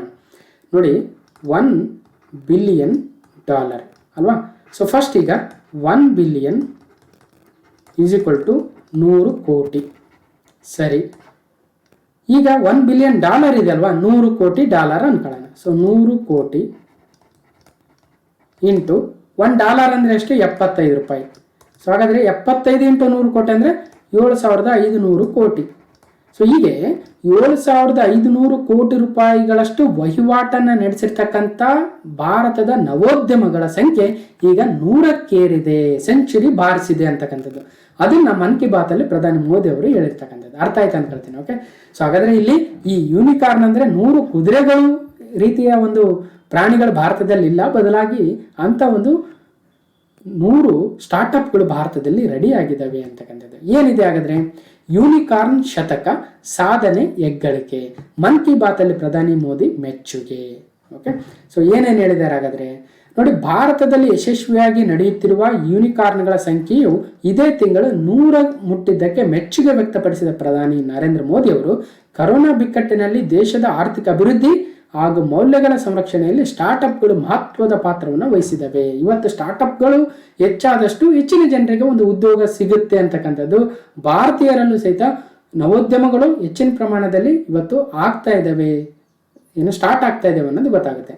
ಮಾಸಿಕ ಬಾನುಲಿ ಭಾಷಣ ಮನ್ ಕಿ ಬಾತ್ ಅಲ್ಲಿ ಅವರು ಮಾತಾಡ್ತಾ, ಕ್ರಿಕೆಟ್ ಮೈದಾನದಲ್ಲಿ ನಮ್ಮ ತಂಡವು ಶತಕ ಬಾರಿಸಿದ್ದಕ್ಕೆ ಸಂತಸ ಪಡುವ ನೀವು ನಮ್ಮಲ್ಲಿ ಮತ್ತೊಂದು ವಲಯದಲ್ಲಿ ದೇಶ ಶತಕದ ಸಾಧನೆಯನ್ನು ಮಾಡಿರುವುದರ ಬಗ್ಗೆ ಹೆಮ್ಮೆ ಪಡಬೇಕಾಗಿದೆ. ಕೇವಲ ಕ್ರಿಕೆಟ್ ಮೈದಾನದಲ್ಲಿ ಸೆಂಚುರಿ ಹೊಡೆದಾಗ ನಾವು ಸಂಭ್ರಮಿಸೋದಲ್ಲ, ಬದಲಾಗಿ ಇನ್ನೊಂದು ಯಾವುದೋ ವಲಯದಲ್ಲಿ ಸೆಂಚುರಿಯನ್ನು ಬಾರಿಸಿದರೆ ಅದು ನಮ್ಮ ದೇಶದ ಆರ್ಥಿಕತೆಗೆ ಸಹಾಯ ಆಗುತ್ತೆ, ನಮ್ಮ ಯುವಕರಿಗೆ ಕೆಲಸಗಳು ಸಿಗ್ತವೆ, ಅವರ ಒಂದು ಆರ್ಥಿಕ ಸುಭದ್ರತೆ ಕೂಡ ಉಂಟಾಗುತ್ತೆ. ಕೇವಲ ಕ್ರಿಕೆಟ್ ಮೈದಾನದಲ್ಲಿ ಶತಕ ಹೊಡೆದಾಗ ಸಂಭ್ರಮ ಪಡೋದಷ್ಟೇ ಅಲ್ಲ ಅಂತಕ್ಕಂಥ ಮಾತನ್ನು ಹೇಳ್ತಾ ಇದ್ದಾರೆ. ಓಕೆ, ಅದು ಸ್ಟಾರ್ಟ್ಅಪ್ಗಳ ಕ್ಷೇತ್ರ. ಯಾವ ಕ್ಷೇತ್ರ ಅಂದ್ರೆ ಸ್ಟಾರ್ಟ್ಅಪ್ಗಳ ಕ್ಷೇತ್ರ. ಒಂದು ಯೂನಿಕಾರ್ನ್ ಅಥವಾ ಸ್ಟಾರ್ಟ್ಅಪ್ ಎಂದರೆ ಸುಮಾರು 7500 ಕೋಟಿ ರೂಪಾಯಿ ವಾರ್ಷಿಕ ವಹಿವಾಟಂದು ಇರಬೇಕಾಗುತ್ತೆ. ನೋಡಿ, 7500 ಕೋಟಿ ರೂಪಾಯಿಗಳು ಇರಬೇಕು ಅಂದ್ರೆ $1 ಬಿಲಿಯನ್ ವಹಿವಾಟು ಆಗಿರಬೇಕು. ಈ ನಿಟ್ಟಿನಲ್ಲಿ ದೇಶದಲ್ಲಿ ಒಟ್ಟಾರೆ ಯೂನಿಕಾರ್ನ್ಗಳ ಮೌಲ್ಯವು 25 ಲಕ್ಷ ಕೋಟಿ ರೂಪಾಯಿಗಳಿಗೂ ಕೂಡ ಹೆಚ್ಚಿದೆ. ಹಾಗಾಗಿ ಭಾರತದ ಬಜೆಟ್ ಗಾತ್ರ ಕೂಡ ಹೆಚ್ಚತಕ್ಕಂಥ ಸಾಧ್ಯತೆ ಇದಾವೆ. ಇದು ಭಾರತೀಯರಾದ ನಮಗೆ ಹೆಮ್ಮೆಯ ವಿಚಾರ ಎಂದು ಸಂತಸವನ್ನು ಹಂಚಿಕೊಂಡಿದೆ. ಓಕೆ, ಇನ್ನು ದೇಶದ ಪ್ರಮುಖ 75 ನಗರಗಳಲ್ಲಿ ಅಂತಾರಾಷ್ಟ್ರೀಯ ಯೋಗ ದಿನ ಜೂನ್ 21ಕ್ಕೆ ನಡೆಯುತ್ತೆ. ಆ ಸಂದರ್ಭದಲ್ಲೂ ಕೂಡ 75 ನಗರಗಳಲ್ಲಿ ಅಮೃತ್ ಮಹೋತ್ಸವ ಅಂದ್ರೆ 75ನೇ ಸ್ವಾತಂತ್ರ್ಯೋತ್ಸವ 75 ನಗರಗಳಲ್ಲಿ ಈ ಒಂದು ಅಂತಾರಾಷ್ಟ್ರೀಯ ಯೋಗ ದಿನದ ಕಾರ್ಯಕ್ರಮಗಳನ್ನು ಹಮ್ಮಿಕೊಳ್ತೀವಿ ಅಂತ ಇದೇ ಸಂದರ್ಭದಲ್ಲಿ ಹೇಳಿದ್ದಾರೆ. ಬಟ್ ಯೂನಿಕಾರ್ನ್ ಬಗ್ಗೆ ಇಲ್ಲಿಗೆ ನಿಲ್ಲಿಸೋದು ಬೇಡ, ಇನ್ನೂ ಸ್ವಲ್ಪ ಇನ್ಫಾರ್ಮೇಶನ್ ಇದೆ. ಏನಂದ್ರೆ ನಾವು ಆಲ್ರೆಡಿ ನೋಡಿದಂಗೆ ಇದೊಂದು ಕಾಲ್ಪನಿಕ ಕುದುರೆಯ ಆಕಾರದ ಪ್ರಾಣಿಯಾಗಿದೆ ಅಂತ ಮಾತಾಡಿದ್ವಿ. ಸೊ ಈ ರೀತಿಯ ಭಾರತದ ಅತ್ಯಂತ ಫೇಮಸ್ ಆಗಿರ್ತಕ್ಕಂಥ 100 ಯೂನಿಕಾರ್ನ್ಗಳು ಯಾವ್ಯಾವಂದ್ರೆ ನೋಡಿ, 100ನೇದು ಓಪನ್. ಯಾವುದು? ಓಪನ್ ಎನ್ನುವುದು 100ನೇ ಒಂದು ಯೂನಿಕಾರ್ನ್ ಆಗುತ್ತೆ, ಅಥವಾ ಓಪನ್ ಬ್ಯಾಂಕ್ ಅಂತ. ಸೊ ಇದು ಅದರ ಲೋಗೋ. ಸೊ ಇಲ್ಲಿ ನೋಡಿ, ಸೊ ಓಪನ್ ಬ್ಯಾಂಕ್ನ ಫೌಂಡರ್ಸ್ ಇಲ್ಲಿದ್ದಾರೆ. ನ್ಯೂ ಬ್ಯಾಂಕ್ ಸ್ಟಾರ್ಟಪ್ ಓಪನ್ ಆಗುತ್ತೆ. ನ್ಯೂ ಬ್ಯಾಂಕ್ ಅಂತಕ್ಕಂಥ ಒಂದು ಬ್ಯಾಂಕ್ ಸ್ಟಾರ್ಟ್ಅಪ್ ಮಾಡಿದ್ದು, ಅದ್ರ ಹೆಸರು ಓಪನ್ ಬ್ಯಾಂಕ್ ಅಂತ. ಇದು ಭಾರತದ 100ನೇ ಯೂನಿಕಾರ್ನ್ ಕಂಪನಿ. ಸೊ ಕೇಳ್ಬೋದು, ಭಾರತದ 100ನೇ ಯೂನಿಕಾರ್ನ್ ಕಂಪನಿ ಯಾವುದು ಅಂದ್ರೆ ಓಪನ್ ಆಗುತ್ತೆ, ನೆನ್ಪಿಡ್ಬೇಕು, ಓಪನ್ ಬ್ಯಾಂಕ್. ಓಕೆ, ಇನ್ನು ಬೇರೆ ಬೇರೆ ಸ್ಟಾರ್ಟ್ಅಪ್ಗಳು ಯಾವ್ಯಾವ ಇದಾವೆ ನೀವು ನೋಡ್ಬೋದು. ಇದರಲ್ಲಿ ಸಾಕಷ್ಟು ಒಂದು 100 ಟಾಪ್ ಇಂಡಿಯಾಸ್ ಯೂನಿಕಾರ್ನ್ಸ್ ಇದಾವೆ. ಅಂದ್ರೆ ಸುಮಾರು 7,500 ಕೋಟಿ ವಹಿವಾಟನ್ನು ಹೊಂದಿರತಕ್ಕಂಥ ಭಾರತದ ವಿವಿಧ ಸ್ಟಾರ್ಟ್ಅಪ್ಗಳು ಇಲ್ಲಿ ಕೊಟ್ಟಿದ್ದೀವಿ, ನೋಡ್ಕೋಬಹುದು. ಕಾರ್ಸ್ 24 ಕೇಳಿರ್ತೀರ, ಕಾರ್ಸ್ 24. ಮೀಶೋ ಅಂತೂ ಅಡ್ವರ್ಟೈಸ್ ಅಂತೂ ಸಾಕಷ್ಟು ನೋಡ್ಬಿಟ್ಟಿರ್ತೀರ. ಸೊ ಯೂಟ್ಯೂಬ್ ಓಪನ್ ಮಾಡಿ ಸಾಕು ಮೀಶೋ ಅಡ್ವರ್ಟೈಸ್ ಬರ್ತಾ ಇತ್ತು. ಜರೋದಾ ಸಹಿತನು, Zerodha. So Zerodha very famous. ಅದಾದ ನಂತರ ಈ ಲೈನಲ್ಲಿ ನೋಡಿ ಇನ್ಮೊಬಿ ಇದೆ. ಸೊ ಅದಾದ ನಂತರ ಸೊ ಇಲ್ಲಿ ನೋಡ್ಬೋದು PolicyBazaar.com. ಸೊ ಇದು ಸಹಿತ ಭಾಳಷ್ಟು ಫೇಮಸ್ ಆಗಿದೆ. ನೆಕ್ಸ್ಟು ಸೊ ಇಲ್ಲಿ ಭಾಳಷ್ಟು ಇದ್ದಾವೆ, ನೋಡೋಣ. ರೇಸರ್ ಪೇ, ನಾವು ಆನ್ಲೈನ್ ಪೇಮೆಂಟ್ ಮಾಡಬೇಕಾದ್ರೆ ಸೊ ಇಂಟರ್ನೆಟ್ ಬ್ಯಾಂಕಿಂಗ್ ಅಲ್ಲೆಲ್ಲ ಬಳಸ್ತೀವಲ್ವ, ರೇಸರ್ ಪೇ. ಸೊ ಅದಾದ ನಂತರ ರೈಟ್ ನೆಕ್ಸ್ಟು ಫೇಮಸ್ ಅಂದರೆ ನೈಕಾ. ಸೊ ಇದು ಸಹಿತ ಒಳ್ಳೆ ಫೇಮಸ್ ಕಂಪನಿ ಇದೆ. ಅಪ್ನಾ ಆ್ಯಪ್ ಅಂತ ಕೇಳಿರ್ತೀರ. ಅದು ಬಿಟ್ಟರೆ next PharmEasy, right, PharmEasy ಅಂತ ಒಂದು ಅಡ್ವರ್ಟೈಸ್ ಬರ್ತಾಯಿತ್ತು. MakeMyTrip, so Delhivery, Ola, OYO ಅಂತಿದೆ. ಸೊ ಓಲಾ ಎಲೆಕ್ಟ್ರಿಕ್ ಇದೆ. ಸೊ ಇದೇ ಥರ ಅಪ್ಗ್ರೇಡ್ ಇದೆ, upGrad, Vedantu, MPL, ShareChat, next Dream11, Zomato, QuikrCar, Swiggy, next Grofers, Paytm, PhonePe ಅಥವಾ ಗ್ರೋ ಆ್ಯಪು, ಸ್ಪಿನ್ನಿ, ಉಡಾನು, ನೋಡಿ ಭಾರತ್ ಪೇ. ಸೊ ಎಷ್ಟೆಲ್ಲ ಇದೆ ನೋಡಿ ಯೂನಿಕಾರ್ನ್ ಕಂಪ್ನೀಸ್, ಇಲ್ಲೆಲ್ಲ ಕೊಟ್ಟಿದ್ದೀನಿ ಲಿಸ್ಟ್ ನೋಡ್ಕೋಬೋದು. ಸೊ ಇವೆಲ್ಲ ಫ್ಲಿಪ್ಕಾರ್ಟ್ ಸಹಿತ ಇದೆ, ಸ್ನ್ಯಾಪ್ಡೀಲ್ ಇದೆ. ಸೊ ಇವೆಲ್ಲವು ನಮ್ಮ ಭಾರತದ ಯೂನಿಕಾರ್ನ್ ಕಂಪನಿಗಳಲ್ಲಿರ್ತಕ್ಕಂಥ ಒಂದಷ್ಟು ಉದಾಹರಣೆಗಳಾಗ್ತವೆ. ಸೊ ಇರಲಿ. ಸೊ ನೆಕ್ಸ್ಟ್ ನೋಡೋದಾದರೆ ಕ್ವಶನ್ ನಂಬರ್ 4, IPL ನೀವೆಲ್ಲ ನೋಡಿರ್ತೀರ. ಸೊ ಯಾರು ವಿನ್ ಆದ್ರು ಅಂದರೆ ಗುಜರಾತ್ ಟೈಟನ್ಸ್ ಅವರು ವಿನ್ ಆದರು. ಏನು ವಿಶೇಷ, ನಾನು ಭಾಳಷ್ಟು ಕರೆಂಟ್ ಅಫೇರ್ಸಲ್ಲಿ ಮಾತಾಡ್ತಾ ಇದ್ದೆ. ಒಂದು ಲಕ್ನೋ ಜೈಂಟ್ಸು, ಇನ್ನೊಂದು ಗುಜರಾತ್ ಟೈಟನ್ಸ್ ಅವರು IPLನ 2022 ಆವೃತ್ತಿಯಲ್ಲಿ ಸೇರಿಕೊಂಡಿರ್ತಕ್ಕಂಥ ಹೊಸ 2 ಟೀಮ್ಗಳಾಗಿದ್ದವು ಅಲ್ವಾ. ಸೊ ಅದರಲ್ಲೂ ಗುಜರಾತ್ ಟೈಟನ್ಸ್ನ ನಾಯಕರಾಗಿ ಹಾರ್ದಿಕ್ ಪಾಂಡ್ಯ ಇದ್ದರು, ಕೋಚ್ ಆಗಿ ಆಶೀಶ್ ನೆಹ್ರಾ ಇದ್ದರು, ಬ್ಯಾಟಿಂಗ್ ಕೋಚ್ ಆಗಿ ಗ್ಯಾರಿ ಕರ್ಸ್ಟನ್ ಅವರು ಇದ್ದರು. ಸೊ ಈ ಒಂದು ತಂಡ ಇವತ್ತು ತಮ್ಮ ಪಾದಾರ್ಪಣೆಯ ಮೊದಲ IPLನಲ್ಲೇ, ಸೊ ಇದೇ ಮೊದಲನೇ ಬಾರಿಗೆ IPLಗೆ ಬಂದಿದ್ರು, ಇದೇ ಮೊದಲನೇ ಬಾರಿಗೆ ಅವರು ಟೂರ್ನಮೆಂಟನ್ನು ಸಹಿತ ಗೆದ್ದಿದ್ದಾರೆ. ನಮ್ಮ RCB ಅವರು ಇಷ್ಟು ವರ್ಷ ಆಯಿತು 15 IPLಗಳು ಆಗೋದು. ಸೊ ಕಪ್ ಈ ಸಲ ನಮ್ಮದೇ ಈ ಸಲ ಕಪ್ ಅಂತೆಲ್ಲ ಮಾತಾಡ್ತೀವಿ, ಒಂದು ಸಲನೂ ಅವ್ರು ಗೆಲ್ಲಕ್ಕಾಗಲಿಲ್ಲ. ಸೊ ಆದರೆ ಗುಜರಾತ್ ಟೈಟನ್ಸ್ ಅವರು ಮೊದಲನೇ ಬಾರಿಗೆ IPLಲ್ಲಿ ಎಂಟ್ರಿ ಹೊಡೆದ್ರು. 8 ತಂಡ ಇದ್ವು, ಅದರಲ್ಲಿ ಹೊಸ 2 ತಂಡ ಬಂದು, ಒಂದು ಲಕ್ನೋ ಸೂಪರ್ ಜೈಂಟ್ಸು, ಎರಡನೇದು ಗುಜರಾತ್ ಟೈಟನ್ಸು. ಈ ಗುಜರಾತ್ ಟೈಟನ್ಸು ಹೊಸ ಬಾರಿಗೆ ಇದೇ ಬಾರಿಗೆ ಮೊದಲನೇ ಬಾರಿಗೆ ಈ ಒಂದು IPLಲ್ಲಿ ಆಡ್ತು, ಇದೇ ಒಂದು ತಮ್ಮ ಫಸ್ಟ್ ಅಟೆಂಪ್ಟಲ್ಲೇ ವಿನ್ ಆದರು ಅನ್ನಂಗೆ. ಸೊ ಆ ರೀತಿಯಾಗಿ ಇದು ಬಹಳಷ್ಟು ಸುದ್ದಿಯಾಗಿದೆ, ನೆನ್ಪಿಡಬೇಕು. ಯಾರ ಕ್ಯಾಪ್ಟನ್ನು ಯಾರ ಕೋಚ್ ಅನ್ನೋದು ಕೂಡ ವೆರಿ ಇಂಪಾರ್ಟೆಂಟ್. ಓಕೆ, ಹಾಗಾದರೆ IPL 2022 ತನ್ನ ಚೊಚ್ಚಲ ಋತುವಿನಲ್ಲೇ ಟ್ರೋಫಿ ಗೆದ್ದ ಗುಜರಾತ್ ಟೈಟನ್ಸು ಫೈನಲ್ನಲ್ಲಿ ರಾಜಸ್ಥಾನ್ ರಾಯಲ್ಸ್ ಅನ್ನು 7 ವಿಕೆಟ್ಗಳಿಂದ ಸೋಲಿಸಿತ್ತು. Okay, Gujarat Titans wins IPL 2022 title its debut season. Okay, beats Rajasthan Royals by 7 wickets in final. ಹಾಗಾದ್ರೆ ಫೈನಲ್ ಯಾರ್ಯಾರ ಮಧ್ಯೆ ನಡೆದಿತ್ತು? ಒಂದು ಗುಜರಾತ್ ಟೈಟನ್ಸ್, ಇನ್ನೊಂದು ರಾಜಸ್ಥಾನ್ ರಾಯಲ್ಸ್. ಓಕೆ ನೋಡಿ, ಪಾದಾರ್ಪಣೆ ಆವೃತ್ತಿಯಲ್ಲೇ ಹಾರ್ದಿಕ್ ಪಾಂಡ್ಯ ಪಡೆಗೆ ಟ್ರೋಫಿ ಸಂಭ್ರಮ. ಸಂಜು ಸ್ಯಾಮ್ಸನ್ ಸಾರಥ್ಯದ ರಾಜಸ್ಥಾನ್ ರಾಯಲ್ಸ್ ರನ್ನರ್ಸ್ ಅಪ್ ಆಯಿತು. ಟೈಟನ್ಸ್ಗೆ IPL ಟೈಟಲ್. ಸೊ ಏನೇನಿದೆ ಹಾಗಾದ್ರೆ, ಇಲ್ಲಿ ಬಹಳಷ್ಟು ವಿಚಾರಗಳಾಗ್ತವೆ.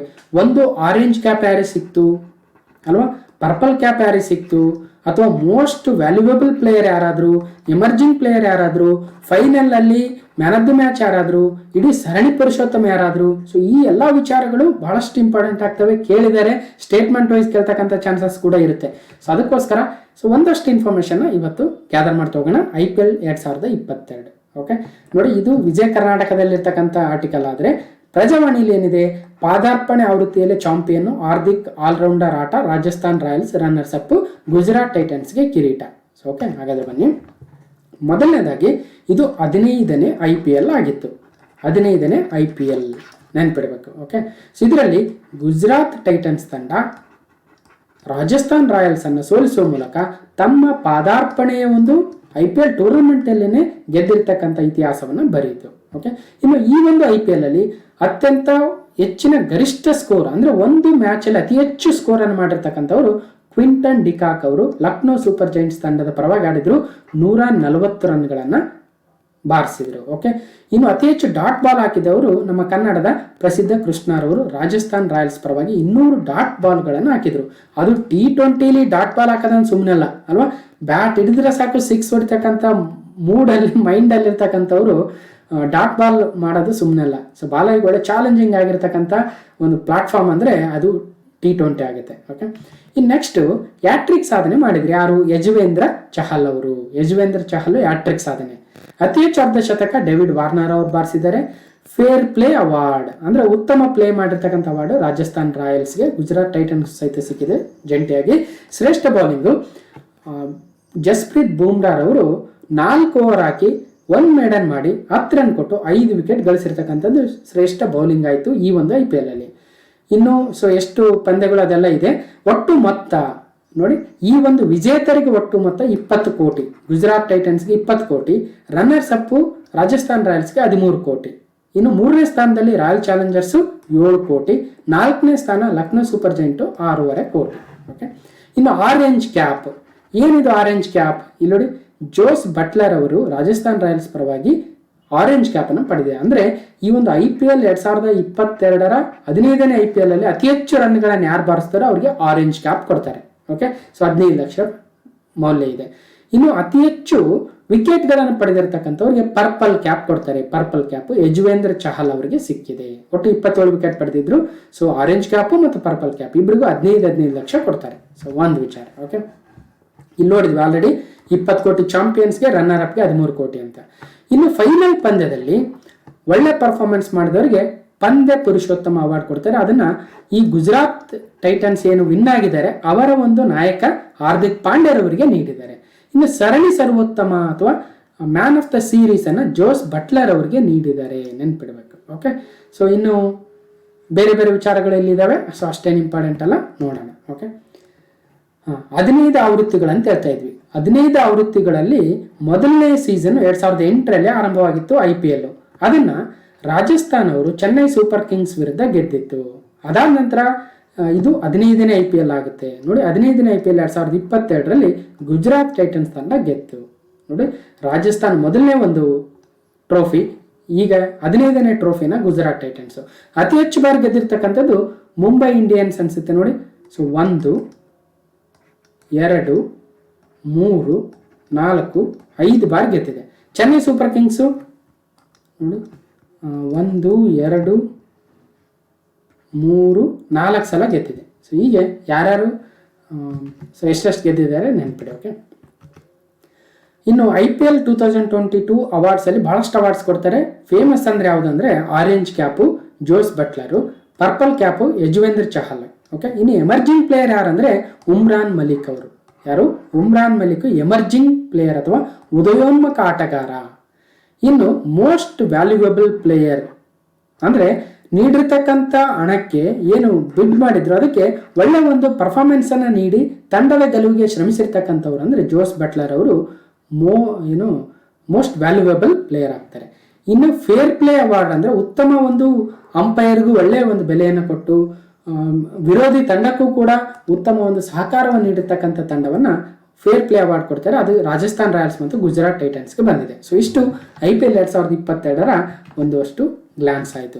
ಸೊ ಒಟ್ಟಾರೆಯಾಗಿ ನೋಡೋದಾದರೆ ಇದು ಒಂದು 15ನೇ ಸೀಸನ್ IPL ಆಗಿತ್ತು 2022. ಇದರಲ್ಲಿ ಗುಜರಾತ್ ಟೈಟನ್ಸ್ ತಂಡವು ತನ್ನ ಮೊದಲ ಟೂರ್ನಿ ಅಥವಾ ಪಾದಾರ್ಪಣೆ ಆವೃತ್ತಿಯಲ್ಲಿಯೇ ಟ್ರೋಫಿಯನ್ನು ಪಡೆದಿರ್ತಕ್ಕಂಥ ಒಂದು ಸಂಭ್ರಮವನ್ನು ಮಾಡಿದೆ. ಯಾರನ್ನ ಸೋಲಿಸಿದ್ದಾರೆ? ರಾಜಸ್ಥಾನ್ ರಾಯಲ್ಸ್ ಅವ್ರನ್ನ ಸೋಲಿಸಿದ್ದಾರೆ. ಓಕೆ, ಸೊ ಇಷ್ಟು ನೆನ್ಪಿಡಬೇಕು. Next question number 5. UEFA Champions League final ಈಗ ಮುಕ್ತಾಯ ಆಗಿದೆ. UEFA. ಸೊ ಏನು ಹೇಳ್ತೀನಿ, UEFA ಅಂದ್ರೆ ಏನು, ಅದನ್ನ ಯಾರು ಗೆದ್ದಿದ್ದಾರೆ ನೋಡೋಣ. ರಿಯಲ್ ಮ್ಯಾಡ್ರಿಡ್ ತಂಡವು ಲಿವರ್ಪೂಲ್ ಅನ್ನು ಸೋಲಿಸುವ ಮೂಲಕ ಎಷ್ಟರಿಂದ 1-0 ಗೋಲುಗಳಿಂದ ಸೋಲಿಸಿ ದಾಖಲೆಯ 14ನೇ ಬಾರಿಗೆ ರಿಯಲ್ ಮ್ಯಾಡ್ರಿಡ್ ತಂಡವು ಈ ಒಂದು UEFA ಚಾಂಪಿಯನ್ಸ್ ಲೀಗ್ ಅನ್ನ ಗೆದ್ದಿದೆ. ಸೊ ನೆನ್ಪಿಡ್ಬೇಕು, ಇದೊಂದು ಫುಟ್ಬಾಲ್ ಚಾಂಪಿಯನ್ಸ್ ಲೀಗ್. ಓಕೆ, ನಮ್ದು ಹೆಂಗೆ ಈಗ IPL ನಡೀತು, ಅದೇ ತರ ಯುರೋಪಲ್ಲಿ ಒಂದು ಫುಟ್ಬಾಲ್ ಲೀಗ್ ನಡೆಯುತ್ತೆ. ಯುರೋಪ್ನ ವಿವಿಧ ಒಂದು ಕಂಪನಿಗಳು, ಕ್ಲಬ್ಗಳು ಅದರಲ್ಲಿ ಆಡ್ತವೆ. ಸೊ ಅಂತ ಒಂದು ಲೀಗು ಚಾಂಪಿಯನ್ಸ್ ಲೀಗ್ ಆಗುತ್ತೆ. ಅದರಲ್ಲಿ ಈಗ ರಿಯಲ್ ಮ್ಯಾಡ್ರಿಡ್ ಅಂತಕ್ಕಂಥ ತಂಡ 14ನೇ ಬಾರಿಗೆ UEFA ಚಾಂಪಿಯನ್ಸ್ ಲೀಗ್ ಅನ್ನ ಗೆದ್ದಿದೆ. ಸೊ ಹಾಗಾದ್ರೆ UEFA Champions League final 2022 highlights ಏನಿದೆ, Real Madrid beat Liverpool 1-0 to win record extending the 14th title. 14ನೇ ಬಾರಿಗೆ ಗೆದ್ದಿದೆ ನೋಡಿ. ಪ್ರಶಸ್ತಿ ಜಯಿಸಿದ ರಿಯಲ್ ಮ್ಯಾಡ್ರಿಡ್ ಆಟಗಾರರ ಸಂಭ್ರಮ. ಚಾಂಪಿಯನ್ಸ್ ಲೀಗ್ ಲಿವರ್ಪೂಲ್ ತಂಡಕ್ಕೆ ನಿರಾಸೆ, ರಿಯಲ್ ಮ್ಯಾಡ್ರಿಡ್ಗೆ 14ನೇ ಕಿರೀಟ. ಸೊ ಏನಿದೆ ಡೀಟೇಲ್ಸು ನೋಡಿ. ಪ್ಯಾರಿಸ್ನ ಒಂದು ಕ್ರೀಡಾಂಗಣದಲ್ಲಿ ನಡೆದಿರ್ತಕ್ಕಂಥ ಈ ಒಂದು ಪಂದ್ಯದಲ್ಲಿ ರಿಯಲ್ ಮ್ಯಾಡ್ರಿಡ್ ಮತ್ತು ಲಿವರ್ಪೂಲ್ಗಳ ಮಧ್ಯೆ ಫೈನಲ್ ಪಂದ್ಯ ನಡೆಯಿತು. ಸೊ ಇದರಲ್ಲಿ ಒಂದು ಗೋಲನ್ನು ವಿನಿಸಿಯಸ್ ಜೂನಿಯರ್ ಅವರು ಗಳಿಸಿದ್ರು. ಹಾಗಾಗಿ ಇಡೀ ಒಂದು ಮ್ಯಾಚ್ ಅಲ್ಲಿ ಒಂದೇ ಗೋಲ್ ಆಯಿತು. ಆ ಒಂದು ರಿಯಲ್ ಮ್ಯಾಡ್ರಿಡ್ ತಂಡ 1 ಗೋಲು ಅಥವಾ 1-0ದಿಂದ ಈ ಒಂದು ಲಿವರ್ಪೂಲ್ ತಂಡವನ್ನು ಸೋಲಿಸುವ ಮೂಲಕ UEFA ಚಾಂಪಿಯನ್ ಲೀಗ್ ಟೂರ್ನಿಯ ಪ್ರಶಸ್ತಿಗೆ ಮುತ್ತಿಕ್ಕಿತು. ಏನಿದೆ UEFA? Union of European football association. ಅಂದರೆ ಯುರೋಪ್ ಖಂಡದಲ್ಲಿ ಬರ್ತಕ್ಕಂಥ ವಿವಿಧ ದೇಶಗಳ ಒಂದು ಒಕ್ಕೂಟವಾಗುತ್ತೆ, ಒಂದು ಅಸೋಸಿಯೇಷನ್ ಆಗುತ್ತೆ. ಅದರಲ್ಲಿ ಸುಮಾರು 55 ದೇಶಗಳು ಭಾಗವಹಿಸ್ತವೆ. ಆ 55ರಲ್ಲಿ ವಿವಿಧ ಒಂದು ಕ್ಲಬ್ಗಳು ಅದರ ಪರವಾಗಿ ಆಡ್ತಾರೆ. ಅದರ ಹೆಸರು ಚಾಂಪಿಯನ್ಸ್ ಲೀಗ್ ಫುಟ್ಬಾಲ್ ಟೂರ್ನಮೆಂಟ್ ಆಗುತ್ತೆ. 1955ರಲ್ಲಿ ಇದು ಸ್ಥಾಪನೆ ಆಗಿತ್ತು, 67 ವರ್ಷಗಳ ಹಿಂದೆ. ಓಕೆ, ಸೊ ಇದರಲ್ಲಿ 32 ತಂಡಗಳು ಭಾಗವಹಿಸಿದ್ವು ಅಂತ ಹೇಳ್ತಾ ಇದ್ದಾರೆ. 32 group stage number of teams ಅಂತೆ. ಸೊ ಇದರಲ್ಲಿ ರಿಯಲ್ ಮ್ಯಾಡ್ರಿಡ್ ಅವರು 14ನೇ ಬಾರಿಗೆ ಟೈಟಲ್ನ ಈ ಸಲ ಗೆದ್ರು.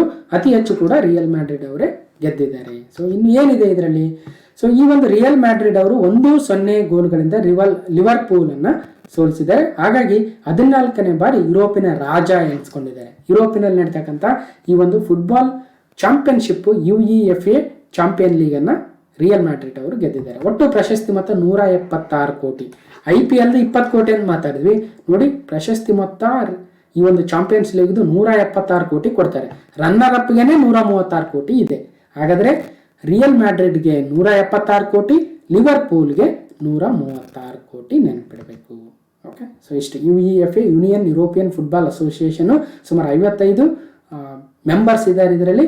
ಸೊ ಅದರಲ್ಲಿ ಈ ಒಂದು ರಿಯಲ್ ಮ್ಯಾಡ್ರಿಡ್ 14ನೇ ಬಾರಿಗೆ ವಿನ್ ಆಗಿದೆ. Okay, next question number 6 again sports ಮೇಲಿದೆ. ಮಹಿಳೆಯರ T20 ಚಾಲೆಂಜ್. ಸೊ ಈಗ IPL ಆಯಿತು, ಚಾಂಪಿಯನ್ಸ್ ಲೀಗ್ ಆಯಿತು, ಇನ್ನೊಂದು ಮಹಿಳೆಯರ ಒಂದು T20 ಚಾಲೆಂಜ್ ಇತ್ತೀಚೆಗೆ ಆಗಿತ್ತು.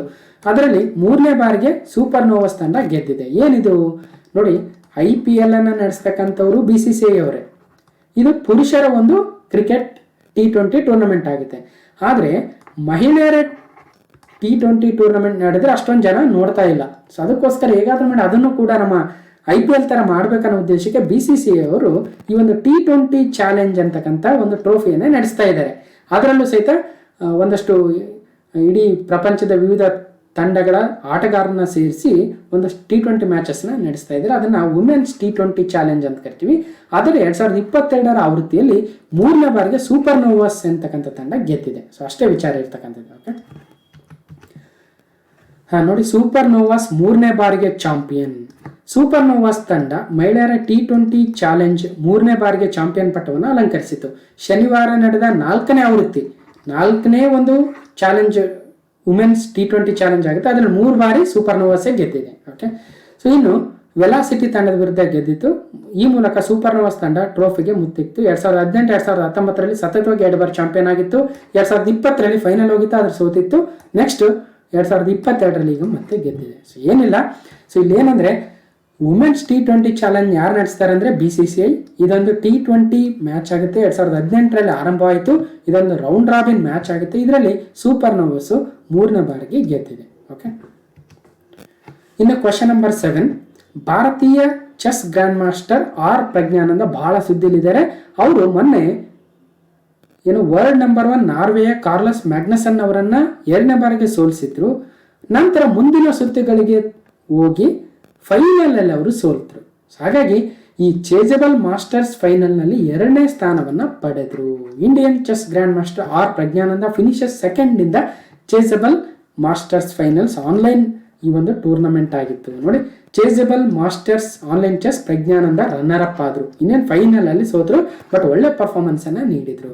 ಭಾರತದ ಯುವ ಗ್ರ್ಯಾಂಡ್ ಮಾಸ್ಟರ್ ಆರ್ ಪ್ರಜ್ಞಾನಂದ ಅವರು Meltwater championship chess tournament Chessable Masters online ಟೂರ್ನಿಯಲ್ಲಿ 2ನೇ ಸ್ಥಾನವನ್ನು ಗಳಿಸಿದ್ರು. ಇಲ್ಲೇನಿಲ್ಲ, ಪ್ರಜ್ಞಾನಂದ್ ಅವರು ಯಾವ ಕ್ರೀಡೆಗೆ ಸಂಬಂಧಿಸಿದ್ದಾರೆ ಅಂದ್ರೆ ಚೆಸ್ ಅನ್ನೋದು ಬಹಳ ಸಿಂಪಲ್ ಪ್ರಶ್ನೆ. ಅವ್ರು ಇತ್ತೀಚೆಗೆ ಯಾರನ್ನು ಸೋಲಿಸಿದ್ರು ಅಂದ್ರೆ ನಾರ್ವೆಯ ಮತ್ತು ವಿಶ್ವ ರ್ಯಾಂಕಿಂಗ್ ಅಲ್ಲಿ ಅಗ್ರಸ್ಥಾನದಲ್ಲಿರ್ತಕ್ಕಂಥ ಮ್ಯಾಗ್ನಸ್ ಕಾರ್ಲಸನ್ ಅವರನ್ನ ಸೋಲಿಸಿದ್ರು. ಜೊತೆಗೆ ಸೆಮಿಫೈನಲ್ ಅಲ್ಲಿ ನೆದರ್ಲ್ಯಾಂಡ್ಸ್ನ ಅನೀಶ್ ಗಿರಿ ಅವ್ರನ್ನ ಕೂಡ ಸೋಲಿಸಿದ್ರು, ನೆನ್ಪಿಡ್ಬೇಕು. ಓಕೆ, ಅವರು ಚೀನಾದ ದಿಂಗ್ ಲಿರೇನ್ ವಿರುದ್ಧ ಫೈನಲ್ ಅಲ್ಲಿ ಸೋತರು ಅನ್ನೋದು ನೆನ್ಪಿಡಿ. ಓಕೆ, ಇನ್ನು ಕ್ವಶನ್ ನಂಬರ್ 8, ಕರ್ನಾಟಕದ ನೂತನ ಮುಖ್ಯ ಕಾರ್ಯದರ್ಶಿಯಾಗಿ ವಂದಿತಾ ಶರ್ಮಾ ಅವರು ನೇಮಕಗೊಂಡಿದ್ದಾರೆ. CM Bommai names Vandita Sharma as A Karnataka's new chief secretary. ಈಗ P ರವಿಕುಮಾರ್ ಅವರು ಇವತ್ತು ಅವರ ಒಂದು ಕಾರ್ಯಾವಧಿ ಮುಗಿಯುತ್ತೆ. ಸೊ 31ಕ್ಕೆ ನಿವೃತ್ತಿ ಆಗ್ತಾ ಇದ್ದಾರೆ. ಇವತ್ತು 31/05/2022 ಈಗ ಪ್ರಸ್ತುತ ಚೀಫ್ ಸೆಕ್ರೆಟರಿ ಆಗಿರ್ತಕ್ಕಂಥ P ರವಿಕುಮಾರ್ ಅವರು ಇವಾಗ ಅವರ ಅಧಿಕಾರಾವಧಿ ಮುಗಿದಿದೆ ಅನಿಸುತ್ತೆ. ನಾಳೆ ವಂದಿತಾ ಶರ್ಮರವರು ಕರ್ನಾಟಕದ 39ನೇಯ ಚೀಫ್ ಸೆಕ್ರೆಟರಿಯಾಗಿ ಅಧಿಕಾರವನ್ನು ವಹಿಸ್ಕೊಳ್ತಾರೆ. ಹಾಗಾದ್ರೆ ಏನಿದೆ ನ್ಯೂಸ್ ಐಟಮು ನೋಡಿ, ವಂದಿತಾ ಶರ್ಮಾ ಹೊಸ CS ಅಂದರೆ ಚೀಫ್ ಸೆಕ್ರೆಟರಿ. ನಮ್ಮ ಕರ್ನಾಟಕದ IAS ಆಫೀಸರ್ಗಳಲ್ಲಿ ಅತಿ ದೊಡ್ಡ ಹುದ್ದೆ ಅಂದರೆ ಅದು ಚೀಫ್ ಸೆಕ್ರೆಟರಿ ಆಗುತ್ತೆ. ನೋಡಿ, ಚೀಫ್ ಸೆಕ್ರೆಟರಿ ಅವರು ನಮ್ಮ ಮುಖ್ಯಮಂತ್ರಿಗಳಿಗೆ ಮತ್ತು ಇಡೀ ಕ್ಯಾಬಿನೆಟ್ ಮೀಟಿಂಗನ್ನು ಮ್ಯಾನೇಜ್ ಮಾಡ್ತಕ್ಕಂಥ ಸರ್ಕಾರದ ವಿವಿಧ ಯೋಜನೆಗಳಿಗೆ ಒಂದು ಜವಾಬ್ದಾರಿ ಸ್ಥಾನದಲ್ಲಿರ್ತಕ್ಕಂಥ ಅಧಿಕಾರಶಾಹಿಗಳಲ್ಲಿ ಚೀಫ್ ಸೆಕ್ರೆಟರಿ ಹುದ್ದೆ, ಮುಖ್ಯ ಕಾರ್ಯದರ್ಶಿ ಹುದ್ದೆ ಪ್ರಮುಖವಾಗುತ್ತೆ ಅಲ್ವಾ. ಸೊ ಅಂಥ ಮುಖ್ಯ ಕಾರ್ಯದರ್ಶಿಯಲ್ಲಿ ಹುದ್ದೆಯನ್ನು ಪಡೆದಿರ್ತಕ್ಕಂಥ 4ನೇ ಮಹಿಳೆ ಕೂಡ ಆಗ್ತಾರೆ ವಂದಿತಾ ಶರ್ಮಾರವರು. ನೋಡೋಣ, ರಾಜ್ಯ ಸರ್ಕಾರದ ಅಭಿವೃದ್ಧಿ ಆಯುಕ್ತೆ ಮತ್ತು ಹೆಚ್ಚುವರಿ ಮುಖ್ಯ ಕಾರ್ಯದರ್ಶಿ ಅಥವಾ ACS ಅಡಿಷನಲ್ ಚೀಫ್ ಸೆಕ್ರೆಟರಿ ಆಗಿರ್ತಕ್ಕಂಥ ವಂದಿತಾ ಶರ್ಮಾರವರನ್ನ ನೂತನ ಮುಖ್ಯ ಕಾರ್ಯದರ್ಶಿಯಾಗಿ ನೇಮಿಸಿ ಸರ್ಕಾರ ಆದೇಶವನ್ನ ಹೊರಡಿಸಿದೆ. ಹಾಲಿ ಮುಖ್ಯ ಕಾರ್ಯದರ್ಶಿ P ರವಿಕುಮಾರ್ ಅವರ ಅಧಿಕಾರಾವಧಿ ಇದೇ 31ರಂದು ಅಂದ್ರೆ ಮೇ 31 ಅಂದ್ರೆ ಇವತ್ತು ಅವರು ನಿವೃತ್ತಿಯನ್ನು ಹೊಂದಲಿದ್ದಾರೆ. ವಂದಿತಾ ಅವರ ಅಧಿಕಾರಾವಧಿ ನವೆಂಬರ್ 2023ರವರೆಗೂ ನಡೆಯಲಿದೆ. ಸೊ ಹಾಗಾಗಿ ನೆನ್ಪಿಡ್ಬೇಕು, ನೆಕ್ಸ್ಟ್ ವಿಧಾನಸಭಾ ಎಲೆಕ್ಷನ್ ಕೂಡ ಇವರ ಒಂದು ಏನು ಅಧಿಕಾರಾವಧಿ ಇರುತ್ತೆ ಆ ಸಮಯದಲ್ಲಿ ಆಗುತ್ತೆ ಅನ್ನೋದು ಕೂಡ ಬಹಳ ಚಾಲೆಂಜಿಂಗ್ ಇರುತ್ತೆ. ಹೊಸ ಗೌರ್ಮೆಂಟ್ ಕೂಡ ಬರುತ್ತೆ, ನೆಕ್ಸ್ಟು ನೋಡೋಣ. ಓಕೆ, ಇನ್ನು ವಂದಿತಾ ಶರ್ಮಾರವರು ಪಂಜಾಬ್ನವರು. ಓಕೆ, ಸೊ ಈ ಹಿಂದೆ ತೆರೆಸಾ ಭಟ್ಟಾಚಾರ್ಯ, ನೋಡಿ ತೆರೆಸಾ ಭಟ್ಟಾಚಾರ್ಯ ಒಬ್ರು, ಸೊ 2ನೇದವರು ಮಾಲತಿ ದಾಸು, 3ನೇರವರು K ರತ್ನಪ್ರಭಾ. ಸೊ ಇವರು ಮುಖ್ಯ ಕಾರ್ಯದರ್ಶಿಗಳಾಗಿ ಕಾರ್ಯನಿರ್ವಹಿಸಿರ್ತಕ್ಕಂಥ ಮಹಿಳೆಯರಾಗ್ತಾರೆ. ಈಗ 4ನೇದವರಾಗಿ ವಂದಿತಾ ಶರ್ಮಾರವರು ಆಗ್ತಾರೆ. ಓಕೆ, ನೋಡೋಣ. ಸೊ ಏನಿದೆ, ಸೊ ಇವರು ಅಂದರೆ ನೋಡಿ, ಗೌರ್ಮೆಂಟ್ ಆಫ್ ಕರ್ನಾಟಕದ ಒಂದು ಆರ್ಡರ್ ಇದೆ. So Shrimati Vandita Sharma additional chief secretary ಏನಿದ್ದಾರೆ ಅವ್ರನ್ನ ಚೀಫ್ ಸೆಕ್ರೆಟರಿ ಆಗಿ ಸರ್ಕಾರ ನೇಮಕವನ್ನು ಮಾಡಿದೆ. ಯಾರ ಒಂದು ಜಾಗದಲ್ಲಿ ಅಂದರೆ P ರವಿಕುಮಾರ್ ಅವರು ಏನು ರಿಟೈರ್ ಆಗ್ತಾ ಇದ್ದಾರೆ ಅವರ ಜಾಗದಲ್ಲಿ. ಹಾಗಾದ್ರೆ ವಂದಿತಾ ಶರ್ಮಾರವರು ಕರ್ನಾಟಕದ 39ನೇ ಮುಖ್ಯ ಕಾರ್ಯದರ್ಶಿಗಳಾಗ್ತಾ ಇದ್ದಾರೆ. 39ನೇರವರು ವಂದಿತಾ ಶರ್ಮಾರವರು, ನೆನ್ಪಿಡ್ಬೇಕು. ಓಕೆ, ಈ ಹುದ್ದೆಯನ್ನು ವಹಿಸ್ಕೊಂಡಿರ್ತಕ್ಕಂಥ 4ನೇ ಮಹಿಳೆ ಕೂಡ ಆಗ್ತಾ ಇದ್ದಾರೆ. ಸೊ ಈ ಹಿಂದೆ 2000ನೇ ಇಸ್ವಿಯಲ್ಲಿ ತೆರೆಸಾ ಭಟ್ಟಾಚಾರ್ಯ, 2000ನೇ ಇಸ್ವಿಯಲ್ಲಿ ತೆರೆಸಾ ಭಟ್ಟಾಚಾರ್ಯ, 2006ರಲ್ಲಿ ಮಾಲತಿ ದಾಸ್, 2017ರಲ್ಲಿ K ರತ್ನಪ್ರಭಾರವರು, ಈಗ 2022ರಲ್ಲಿ ವಂದಿತಾ ಶರ್ಮಾ. ಸೊ ಹೀಗಾಗಿ 4ನೇ ಮಹಿಳೆಯರು ಮತ್ತು ಒಟ್ಟಾರೆಯಾಗಿ 39ನೇಯ ಮುಖ್ಯ ಕಾರ್ಯದರ್ಶಿ ಅನ್ನೋದು ಕೂಡ ನೆನಪಿಡಬೇಕು. ಓಕೆ, ನೆಕ್ಸ್ಟ್ ಕ್ವಶನ್ ನಂಬರ್ 9, ಯಾವ ಸಚಿವಾಲಯವು ನಗರಸಭೆಯ ಘನ ಮತ್ತು ದ್ರವ ತ್ಯಾಜ್ಯದಲ್ಲಿ ವೃತ್ತಾಕಾರದ ಆರ್ಥಿಕತೆ, ನೋಡಿ, circular economy in municipal solid and liquid waste ಅಂತಕ್ಕಂಥ ಒಂದು ವರದಿಯನ್ನು ಇತ್ತೀಚೆಗೆ ಪ್ರಾರಂಭ ಮಾಡಿತ್ತು, ಲಾಂಚ್ ಮಾಡಿತ್ತು. ಅಂದರೆ so which ministry launch the report on circular economy in municipal solid and liquid waste ಅಂದರೆ ಸರಿಯಾದ ಉತ್ತರ ನೋಡೋಣ. ಫಸ್ಟ್ ಆಪ್ಷನ್ಸು ವಸತಿ ಮತ್ತು ನಗರ ವ್ಯವಹಾರಗಳ ಸಚಿವಾಲಯ, ministry of housing and urban affairs. ಕೃಷಿ ಮತ್ತು ರೈತರ ಕಲ್ಯಾಣ ಸಚಿವಾಲಯ, ministry of agriculture and farmers welfare. ಗೃಹ ವ್ಯವಹಾರಗಳ ಸಚಿವಾಲಯ, so ministry of home affairs. ಗ್ರಾಮೀಣಾಭಿವೃದ್ಧಿ ಸಚಿವಾಲಯ, ಮಿನಿಸ್ಟ್ರಿ ಆಫ್ ರೂರಲ್ ಡೆವಲಪ್ಮೆಂಟ್. ಈ 4 ಇಲಾಖೆಗಳನ್ನು 4 ಮಂತ್ರಾಲಯಗಳನ್ನು ನೀಡಿದ್ದೀವಿ. ಸರಿಯಾದ ಉತ್ತರ ಯಾವುದಾಗ್ಬೋದು ಅಂದರೆ ನಗರಸಭೆಯ ಘನ ಮತ್ತು ದ್ರವ ತ್ಯಾಜ್ಯದಲ್ಲಿ ವೃತ್ತಾಕಾರದ ಆರ್ಥಿಕತೆ. ಸೊ ಒಂದು ವೃತ್ತಾಕಾರದ ಆರ್ಥಿಕತೆ ಅಂದ್ರೆ ಏನು ಹೇಳ್ತೀನಿ, ಸರ್ಕ್ಯುಲರ್ ಎಕಾನಮಿ ಅಂದ್ರೆ ಏನು ಹೇಳ್ತೀನಿ. ಸೊ ಹಾಗಾದ್ರೆ ಈ ಒಂದು ರಿಪೋರ್ಟನ್ನು ವರದಿಯನ್ನು ಲಾಂಚ್ ಮಾಡಿರ್ತಕ್ಕಂಥ ಮಿನಿಸ್ಟ್ರಿ ಯಾವುದು ಅಂದರೆ ವಸತಿ ಮತ್ತು ನಗರ ವ್ಯವಹಾರಗಳ ಸಚಿವಾಲಯ, ministry of housing and urban affairs ಆಗುತ್ತೆ. So circular economy in municipal solid and liquid waste recyclable garbage may generate 30,000 crore ರೂಪಾಯಿಗಳನ್ನು ವಾರ್ಷಿಕದಲ್ಲಿ ಈ ಒಂದು ರೀಸೈಕ್ಲೆಬಲ್ ಗಾರ್ಬೇಜ್ ಇದನ್ನು ಸರ್ಕ್ಯುಲಾರ್ ಎಕಾನಮಿ ಅಂತೀವಿ. ಏನಿದು ಸರ್ಕ್ಯುಲಾರ್ ಎಕಾನಮಿ ನೋಡ್ತಾ ಹೋಗೋಣ. ಓಕೆ ನೋಡಿ, ಸೊ ಒಂದು ಡಯಾಗ್ರಾಮ್ ಇದೆ. ಸೊ ಏನು ಮಾಡೋದು, ಫಸ್ಟ್ ಈಗ ಯಾವುದಾದ್ರೂ ಒಂದು ಪ್ರಾಡಕ್ಟನ್ನು ಡಿಸೈನ್ ಮಾಡ್ತೀವಿ. ಓಕೆ, ಚೆನ್ನಾಗಿರ್ತಕ್ಕಂಥ ಒಂದು ಡಿಸೈನನ್ನು ಮಾಡ್ತೀವಿ. ಸೊ ಡಿಸೈನ್ ಮಾಡಿದ ನಂತರ ಆ ಪ್ರಾಡಕ್ಟನ್ನು ಆದಷ್ಟು ಕಡಿಮೆ ಒಂದು ವೇಸ್ಟೇಜನ್ನು ಮಾಡೋದಕ್ಕೆ ನಾವು ಪ್ರಯತ್ನವನ್ನು ಮಾಡಬೇಕಾಗುತ್ತೆ. ಓಕೆ, ವೇಸ್ಟೇಜನ್ನು ಮಾಡಿದ ನಂತರನೂ ಉಳಿದಿರ್ತಕ್ಕಂಥ ವೇಸ್ಟೇಜ್, ಈಗ ಒಂದು ಕಾರ್ನ ಮ್ಯಾನುಫ್ಯಾಕ್ಚರ್ ಮಾಡ್ತಾರೆ ಅಲ್ವಾ, ಈ ಕಾರ್ನ ಮ್ಯಾನುಫ್ಯಾಕ್ಚರ್ ಮಾಡಿದ ನಂತರ ಮ್ಯಾನುಫ್ಯಾಕ್ಚರ್ ಮಾಡ್ತಕ್ಕಂಥ ಸಂದರ್ಭದಲ್ಲೂ ಕೂಡ ಒಂದಷ್ಟು ವೇಸ್ಟೇಜನ್ನು ಕಡಿಮೆ ಮಾಡ್ತಕ್ಕಂಥ ಪ್ರಯತ್ನವನ್ನು ಮಾಡ್ತಾರೆ. ಆದರೂ ಸಹಿತ ಕಾರ್ ಮ್ಯಾನುಫ್ಯಾಕ್ಚರಿಂಗಲ್ಲಿ ಏನು ಉಳಿಯುತ್ತಲ್ವ ಅಂಥ ಒಂದು ಪ್ರಾಡಕ್ಟ್ಗಳನ್ನು ರೀಸೈಕಲ್ ಮಾಡಬೇಕು ಅಲ್ವಾ. ಸೊ ಹಾಗಾದರೆ ಈ ಒಂದು ವಸ್ತುಗಳನ್ನು ರೀಯೂಸ್ ಮಾಡೋದಕ್ಕೆ ಪ್ರಮೋಟ್ ಮಾಡಬೇಕಾಗುತ್ತೆ. ಅವುಗಳನ್ನು ಕಲೆಕ್ಟ್ ಮಾಡಿಕೊಂಡು ಅದನ್ನು ರೀಸೈಕ್ಲಿಂಗ್ ಮಾಡ್ತಕ್ಕಂಥದ್ದಕ್ಕೆ ಒಂದಷ್ಟು ಎನ್ಕರೇಜ್ ಮಾಡಬೇಕಾಗುತ್ತೆ. ಸೊ ಹಾಗಾಗಿ ಆ ಒಂದು ಪ್ರಾಡಕ್ಟ್ಗಳ ವೇಸ್ಟೇಜ್ ಏನಿರುತ್ತೆ ಅವುಗಳನ್ನು ಮತ್ತೆ ನಮ್ಮ ಆರ್ಥಿಕತೆಯಲ್ಲಿ ತೊಡಗಿಸ್ಕೊಳ್ತಕ್ಕಂಥ ವ್ಯವಸ್ಥೆ ಆಗುತ್ತೆ. ಒಂದು ಎಕ್ಸಾಂಪಲ್ ಹೇಳ್ತೀನಿ. ಈಗ ಒಂದು ಕಾರ್ ಅಂತ ಹೇಳಿದ್ವಿ, ಈ ಕಾರು ಒಂದಷ್ಟು ವರ್ಷಗಳ ನಂತರ ವೇಸ್ಟ್ ಆಗುತ್ತೆ. ಸೊ ಇದರಲ್ಲಿರ್ತಕ್ಕಂಥ ಕಬ್ಬಿಣ ಆಗಿರ್ಬೋದು, ಇನ್ನಿತರ ವಸ್ತುಗಳಾಗಿರ್ಬೋದು, ಅವು ವೇಸ್ಟ್ ಆಗದಂಗೆ ಅವುಗಳನ್ನು ಮತ್ತೆ ಯಾವುದೋ ಒಂದು ಪ್ರಾಡಕ್ಟ್ಗಳಾಗಿ ತಯಾರು ಮಾಡಿ ಮತ್ತೆ ನಮ್ಮ ಆರ್ಥಿಕತೆಯಲ್ಲಿ ತರಬೇಕು. ಆ ಮೂಲಕ ನಮ್ಮ ಪರಿಸರದಲ್ಲೇ ಉಳಿತಕ್ಕಂಥ ವೇಸ್ಟೇಜನ್ನು ಕಡಿಮೆ ಮಾಡಬೇಕು. ಈ ರೀತಿಯಾಗಿ ತ್ಯಾಜ್ಯದಿಂದ ಮತ್ತೊಂದು ಆರ್ಥಿಕತೆಯನ್ನು, ಮತ್ತೊಂದು ಬಿಸ್ನೆಸ್ಸನ್ನು ಸ್ಟಾರ್ಟ್ ಮಾಡಬೇಕು. ಯಾವುದೋ ಒಂದು ತ್ಯಾಜ್ಯ ಅಂತ ವೇಸ್ಟ್ ಮಾಡೋಂಗಿಲ್ಲ, ಅದನ್ನು ಮತ್ತೆ ಇನ್ನೊಂದು ಯಾವುದೋ ಒಂದು ಕೈಗಾರಿಕೆಗೆ, ಒಂದು ಫ್ಯಾಕ್ಟ್ರಿಗೆ ಬಳಸ್ಕೊಳ್ಳೋ ಮೂಲಕ ಒಂದಷ್ಟು ಬಿಸ್ನೆಸ್ಸನ್ನು ಮಾಡಬೇಕು.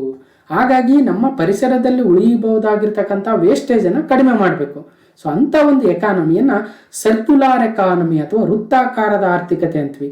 ಯಾವ ವಸ್ತುವು ಕಡೆ ಇಲ್ಲಿ ವೇಸ್ಟ್ ಆಗಲ್ಲ, ಪ್ರತಿಯೊಂದು ವಸ್ತುವು ಕೂಡ ಇಲ್ಲಿ ಒಂದಷ್ಟು ಲಾಭವನ್ನು ತಂದು ಕೊಡುತ್ತೆ. ಅಂಥ ಒಂದು ಎಕಾನಮಿಯನ್ನು ವೃತ್ತಾಕಾರದ ಆರ್ಥಿಕತೆ ಅಂತ ಕರಿತೀವಿ. ಸೊ ಈ ಒಂದು ವೃತ್ತಾಕಾರದ ಆರ್ಥಿಕತೆಯಲ್ಲಿ ಹೆಚ್ಚಿನ ಪ್ರಮಾಣದ ಇನ್ವೆಸ್ಟ್ಮೆಂಟನ್ನು ಮಾಡೋದಕ್ಕೆ ಮೊನ್ನೆ ಬಜೆಟಲ್ಲೂ ಕೂಡ ಹೇಳಿದ್ರು. ಸೊ ಅದು ಯಾವ್ಯಾವ ಸೆಕ್ಟರ್ ಅಂದರೆ ಎಲೆಕ್ಟ್ರಾನಿಕ್ ವೇಸ್ಟ್ ಆಗಿರ್ಬೋದು, ಅಥವಾ ಎಂಡ್ ಆಫ್ ಲೈಫ್ ವೆಹಿಕಲ್ಸ್ ಆಗಿರ್ಬೋದು. ಇವಾಗ ತಾನೇ ಮಾತಾಡ್ತಾ ಇದ್ವಿ, ಅಂದರೆ ಅವುಗಳ ಒಂದು ಆಯುಷ್ಯ ಮುಗಿದಿರುತ್ತಲ್ವ ಅಂಥ ಒಂದು ವೆಹಿಕಲ್ಗಳನ್ನು, ಅಥವಾ ಬೇರೆ ಬೇರೆ ವೆಹಿಕಲ್ ಇರ್ತಾವೆ, ಆ ವೆಹಿಕಲ್ಗಳನ್ನು ಮತ್ತೆ ಇನ್ನಷ್ಟು ಬೇರೆ ಬೇರೆ ವಿವಿಧ ಒಂದು ವಸ್ತುಗಳಾಗಿ ಮಾರ್ಪಾಡು ಮಾಡಿ ಅವುಗಳನ್ನು ಬಳಸ್ಕೊಳ್ಬೇಕು. ಓಕೆ, ಅಥವಾ ಯೂಸ್ಡ್ ಆಯಿಲ್ ವೇಸ್ಟ್ ಆಗಿರ್ಬೋದು.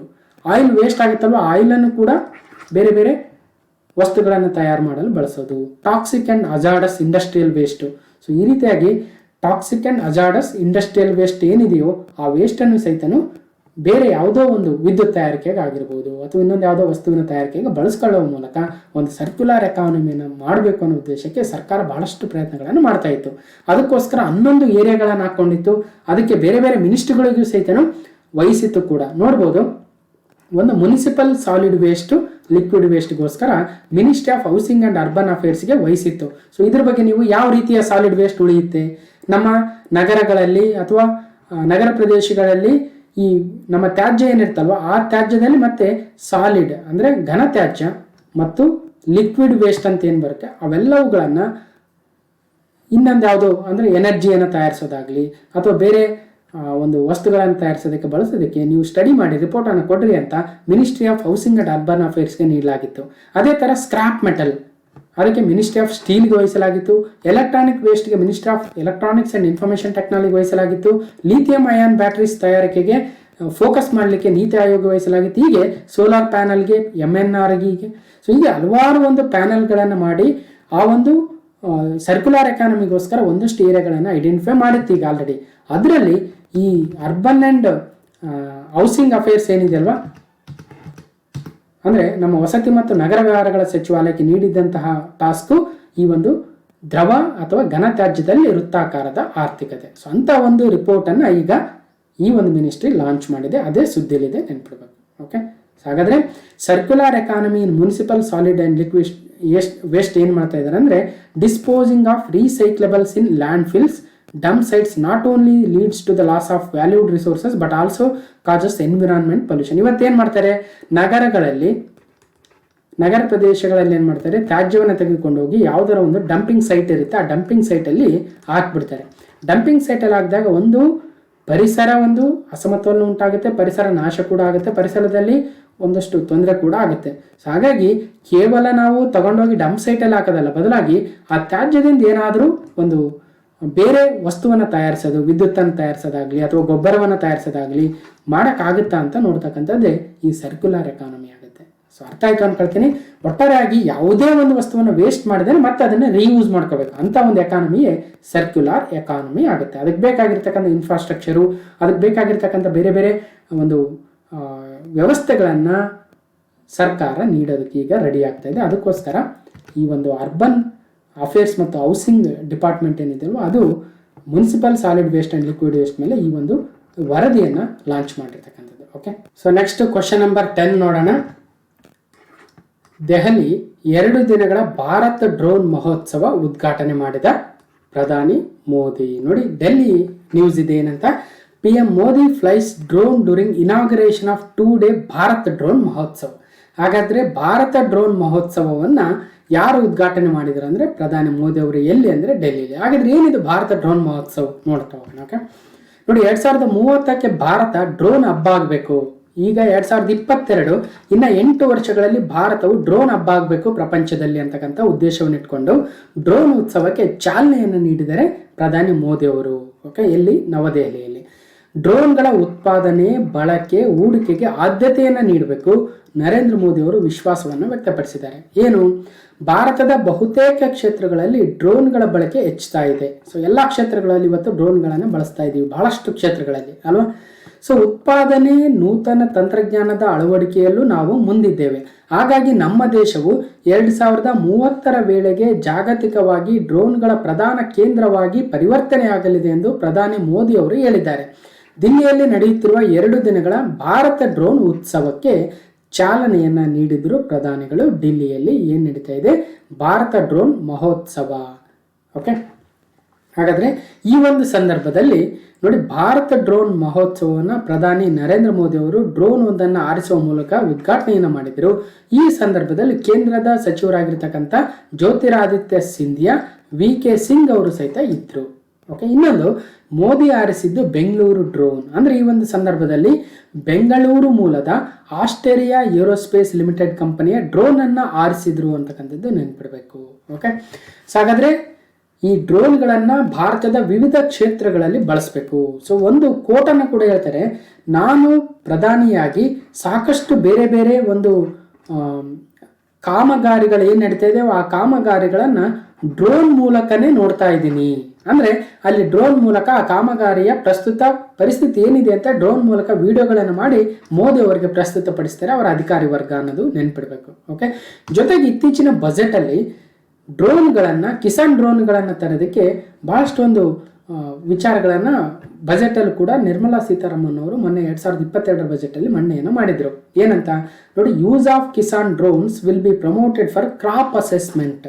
ಅಂದರೆ ಬೆಳೆ ಸಮೀಕ್ಷೆಗೆ ಡ್ರೋನ್ಗಳನ್ನು ಬಳಸ್ತೀವಿ ಅಲ್ವಾ, ಜೊತೆಗೆ digitisation of the land records. ಅಂದರೆ ಈ ಭೂಮಿ ಸರ್ವೆ ಮಾಡೋದಕ್ಕೆ ಡ್ರೋನ್ಗಳನ್ನು ಬಳಸ್ತೀವಿ ಅಂತ ಹೇಳ್ತೀವಿ. ಜೊತೆಗೆ ಈಗ ಬೆಳೆ ಬೆಳೆದಿರ್ತೀವಿ, ಆ ಬೆಳೆಗಳಿಗೆ ನಾವು ಇನ್ಸೆಕ್ಟಿಸೈಡನ್ನು, ಕೀಟನಾಶಕಗಳನ್ನು ಸಿಂಪಡಿಸಬೇಕಾಗತ್ತೆ. ಅದಕ್ಕೂ ಸಹಿತ ಡ್ರೋನ್ಗಳನ್ನು ಬಳಸಿದ್ರೆ ಯಾವ ರೀತಿಯಾಗಿರುತ್ತೆ, ಅತ್ಯಾಧುನಿಕ ತಂತ್ರಜ್ಞಾನವಾಗುತ್ತೆ ಕೃಷಿ ಕ್ಷೇತ್ರದಲ್ಲಿ. ಸೊ ಅದನ್ನು ಸಹಿತ ಹೇಳಿದ್ರು. ಜೊತೆಗೆ ನ್ಯೂಟ್ರಿಯೆಂಟ್ಸ್ಗಳನ್ನು ಇವತ್ತು ಭತ್ತದ ಗದ್ದೆಯಲ್ಲಿ ಅಲ್ವಾ, ಸೊ ನ್ಯೂಟ್ರಿಯೆಂಟ್ಸ್ಗಳನ್ನು ಅಥವಾ ಗೊಬ್ಬರವನ್ನು ಅಥವಾ ರಸಗೊಬ್ಬರಗಳನ್ನು ಹಾಕಬೇಕಾದ್ರೆ ಇವತ್ತು ಮಾನವರು ಹಾಕ್ತಾ ಇದ್ದೀವಿ. ಸೊ ಒಂದು 10 ಎಕರೆ ಇದ್ರೆ ಬಹಳ ಕಠಿಣ ಆಗುತ್ತೆ. ಸೊ ಅದಕ್ಕೋಸ್ಕರ ಡ್ರೋನ್ಗಳನ್ನ ಬಳಸ್ಬಿಟ್ರೆ ಆ ಡ್ರೋನ್ ಈ ಎಲ್ಲ ಒಂದು ರಸಗೊಬ್ಬರಗಳನ್ನು ಕೇವಲ 1 ಗಂಟೆ 2 ಗಂಟೆಯಲ್ಲಿ ಹಾಕ್ಬಿಡುತ್ತೆ 10 ಎಕರೆ ಅಲ್ವಾ. ಸೊ ಇಂಥ ಒಂದು ಆಧುನಿಕ ಕೃಷಿ ತಂತ್ರಜ್ಞಾನವನ್ನು ಬಳಸೋದಕ್ಕೆ ಡ್ರೋನ್ಗಳನ್ನು ಅಳವಡಿಸ್ಕೊಳ್ಬೇಕನ್ನೋ ಉದ್ದೇಶಕ್ಕೆ ಬಜೆಟಲ್ಲೂ ಕೂಡ ಹೇಳಿದರು. ಅದಕ್ಕೋಸ್ಕರ use of Kisan drones will be promoted ಅಂತ ಹೇಳಿದರು ಬಜೆಟಲ್ಲಿ. ಯಾವುದಕ್ಕೆ? ಕ್ರಾಪ್ ಅಸೆಸ್ಮೆಂಟ್ಗೆ, ಬೆಳೆ ಸಮೀಕ್ಷೆಗೆ, ಭೂಮಿಯ ಒಂದು ಸರ್ವೆಗೆ ಮತ್ತು ಕೀಟನಾಶಕಗಳನ್ನು ಸಿಂಪಡಿಸೋದಕ್ಕೆ, ಜೊತೆಗೆ ಒಂದಷ್ಟು ನ್ಯೂಟ್ರಿಯೆಂಟ್ಸ್ಗಳನ್ನು ರಸಗೊಬ್ಬರಗಳನ್ನು ಹಾಕೋದಕ್ಕೂ ಸಹಿತನು ಈ ಡ್ರೋನ್ಗಳನ್ನು ನಮ್ಮ ಕೃಷಿಗಳಲ್ಲಿ ಬಳಸ್ತೀವಿ ಅಂತ ಹೇಳಿದ್ರು ಬಜೆಟಲ್ಲಿ. ಅದಕ್ಕೆ ತಕ್ಕಂತೆ ಪ್ರಧಾನಿಯವರು ಇತ್ತೀಚೆಗೆ 100 ಕಿಸಾನ್ ಡ್ರೋನ್ಗಳಿಗೆ ಚಾಲನೆ ಕೂಡ ನೀಡಿದ್ರು. ಕೃಷಿ ಚಟುವಟಿಕೆಗಳಿಗಾಗಿ ಕಳೆದ ಬಜೆಟಲ್ಲಿ ಘೋಷಣೆ ಮಾಡಿದಂತೆ ಪ್ರಧಾನಿ ನರೇಂದ್ರ ಮೋದಿ ಅವರು ದೇಶದ ಹಲವೆಡೆ 100 ಕಿಸಾನ್ ಡ್ರೋನ್ಗಳಿಗೆ ಚಾಲನೆಯನ್ನು ನೀಡಿದ್ರು. ಯಾವುದಕ್ಕೆ? ಬೆಳೆಗಳಿಗೆ ಕ್ರಿಮಿನಾಶಕಗಳನ್ನು, ಕೀಟನಾಶಕಗಳನ್ನು ಸಿಂಪಡಣೆ ಮಾಡಲು, ಜೊತೆಗೆ ಸರ್ವೆ ಮಾಡಲು, ಜೊತೆಗೆ ಇಂಪಾರ್ಟೆಂಟ್ ಆಗಿರ್ತಕ್ಕಂಥದ್ದು ಬೆಳೆ ಸಮೀಕ್ಷೆ ಮಾಡಲು. ಸೊ ಇದೆಲ್ಲದಕ್ಕೂ ಕಿಸಾನ್ ಡ್ರೋನ್ಗಳನ್ನು ಬಳಸ್ತೀವಿ ಅಂತ ಹೇಳಿದ್ರು. ಜೊತೆಗೆ ಈ ಕೇವಲ ಕೃಷಿ ಕ್ಷೇತ್ರದಲ್ಲಿ ಮಾತ್ರವಲ್ಲ, ಇನ್ನಿತರ ಬೇರೆ ಬೇರೆ ಕ್ಷೇತ್ರಗಳಲ್ಲಿ ಸಹಿತ ಡ್ರೋನ್ಗಳನ್ನು ನಮ್ಮ ದೇಶದಲ್ಲಿ ಬಳಸಬೇಕು. ಆ ಮೂಲಕ 2030 ವೇಳೆಗೆ ನಮ್ಮ ದೇಶವು ಡ್ರೋನ್ಗಳ ಹಬ್ಬ ಆಗಬೇಕು ಅಂತ ಈ ಸಂದರ್ಭದಲ್ಲಿ ಮೋದಿ ಅವರು ಹೇಳಿದ್ದಾರೆ. ಸೊ ಇಲ್ಲಿ ಡಿಲ್ಲಿಯಲ್ಲಿ ನಡೀತಕ್ಕಂಥ 2 ದಿನಗಳ ಡ್ರೋನ್ ಮಹೋತ್ಸವ ಅಥವಾ ಭಾರತ ಡ್ರೋನ್ ಮಹೋತ್ಸವವನ್ನು ಇನಾಗ್ರೇಷನ್ ಮಾಡುವ ಮೂಲಕ ಸೊ ಈ ಒಂದು ಮಾತನ್ನು ಹೇಳಿದ್ದಾರೆ. Okay, next question number 11. Tokyo ಒಲಿಂಪಿಕ್ಸಲ್ಲಿ ಕಂಚಿನ ಪದಕ ವಿಜೇತೆ ಭಾರತದ ಬಾಕ್ಸರು ಲವ್ಲಿನಾ ಬೋರ್ಗೊಹೇನ್. ಸೊ ಯಾರು? ಲವ್ಲಿನಾ ಬೋರ್ಗೊಹೇನ್ ಅವರು ಈ ಒಂದು ಟೋಕಿಯೋ ಒಲಿಂಪಿಕ್ಸಲ್ಲಿ ಕಂಚಿನ ಪದಕವನ್ನು ಗೆದ್ದಿದ್ರು. ಸೊ ಅವರೀಗ ಅಂತಾರಾಷ್ಟ್ರೀಯ ಬಾಕ್ಸಿಂಗ್ ಸಂಸ್ಥೆಯ ಅಥ್ಲೀಟ್ಗಳ ಸಮಿತಿ ಅಂತ ಇರುತ್ತೆ. ಯಾವುದು?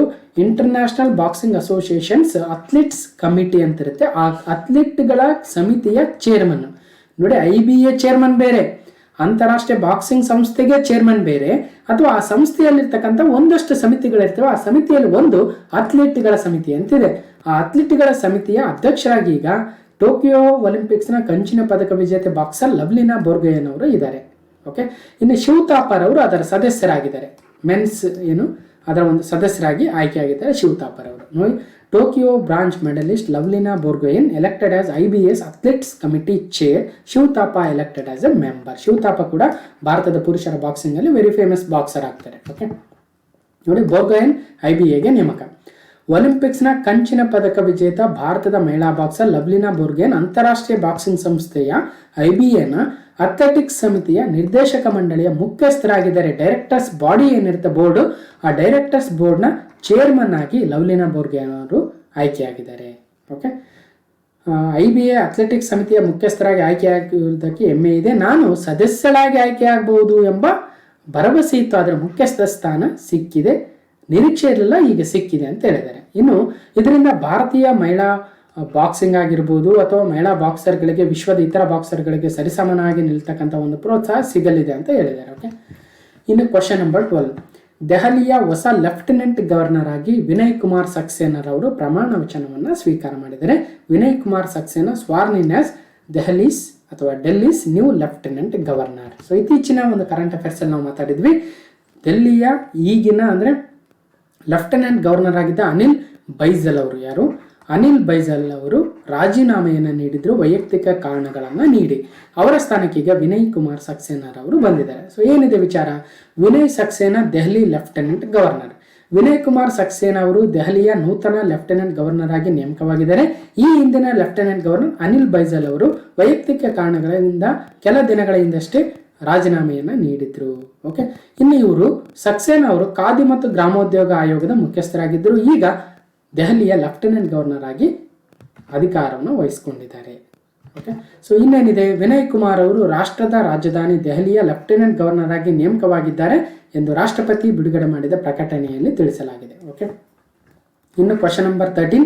ವಿಶ್ವ ತಂಬಾಕು ವಿರೋಧಿ ದಿನ, ವರ್ಲ್ಡ್ ಆಂಟಿ ಟೊಬ್ಯಾಕೋ ಡೇ ಅಥವಾ ವರ್ಲ್ಡ್ ನೋ ಟೊಬ್ಯಾಕೋ ಡೇ ಅಂತ ಕರಿತೀವಿ. 2022 ಮೇ 31 ಅಂದರೆ ಇವತ್ತು 31 ಮೇ 2022 ಇವತ್ತು ವಿಶ್ವ ತಂಬಾಕು ವಿರೋಧಿ ದಿನ. ಸೊ ಏನಿದೆ ವಿಚಾರ ನೋಡಿ, world anti tobacco day May 31 ವಿಶ್ವ ತಂಬಾಕು ವಿರೋಧಿ ದಿನ. ಓಕೆ, ಸೊ ಆರೋಗ್ಯದ ಮೇಲೆ ತಂಬಾಕಿನ ದುಷ್ಪರಿಣಾಮಗಳ ಬಗ್ಗೆ ಜನರಿಗೆ ಅರಿವು ಮೂಡಿಸಲು, ಅವರಿಗೆ ಶಿಕ್ಷಣವನ್ನು ನೀಡಲು. ಸೊ ಇವತ್ತು ಸಹಿತ ಬಹಳಷ್ಟು ಜನ ತಂಬಾಕನ್ನು ಬಳಸ್ತಾ ಇರ್ತಾರೆ, ಅದರಿಂದ ಸಾಕಷ್ಟು ದುಷ್ಪರಿಣಾಮಗಳು ಆಗ್ತವೆ ನೋಡಿ.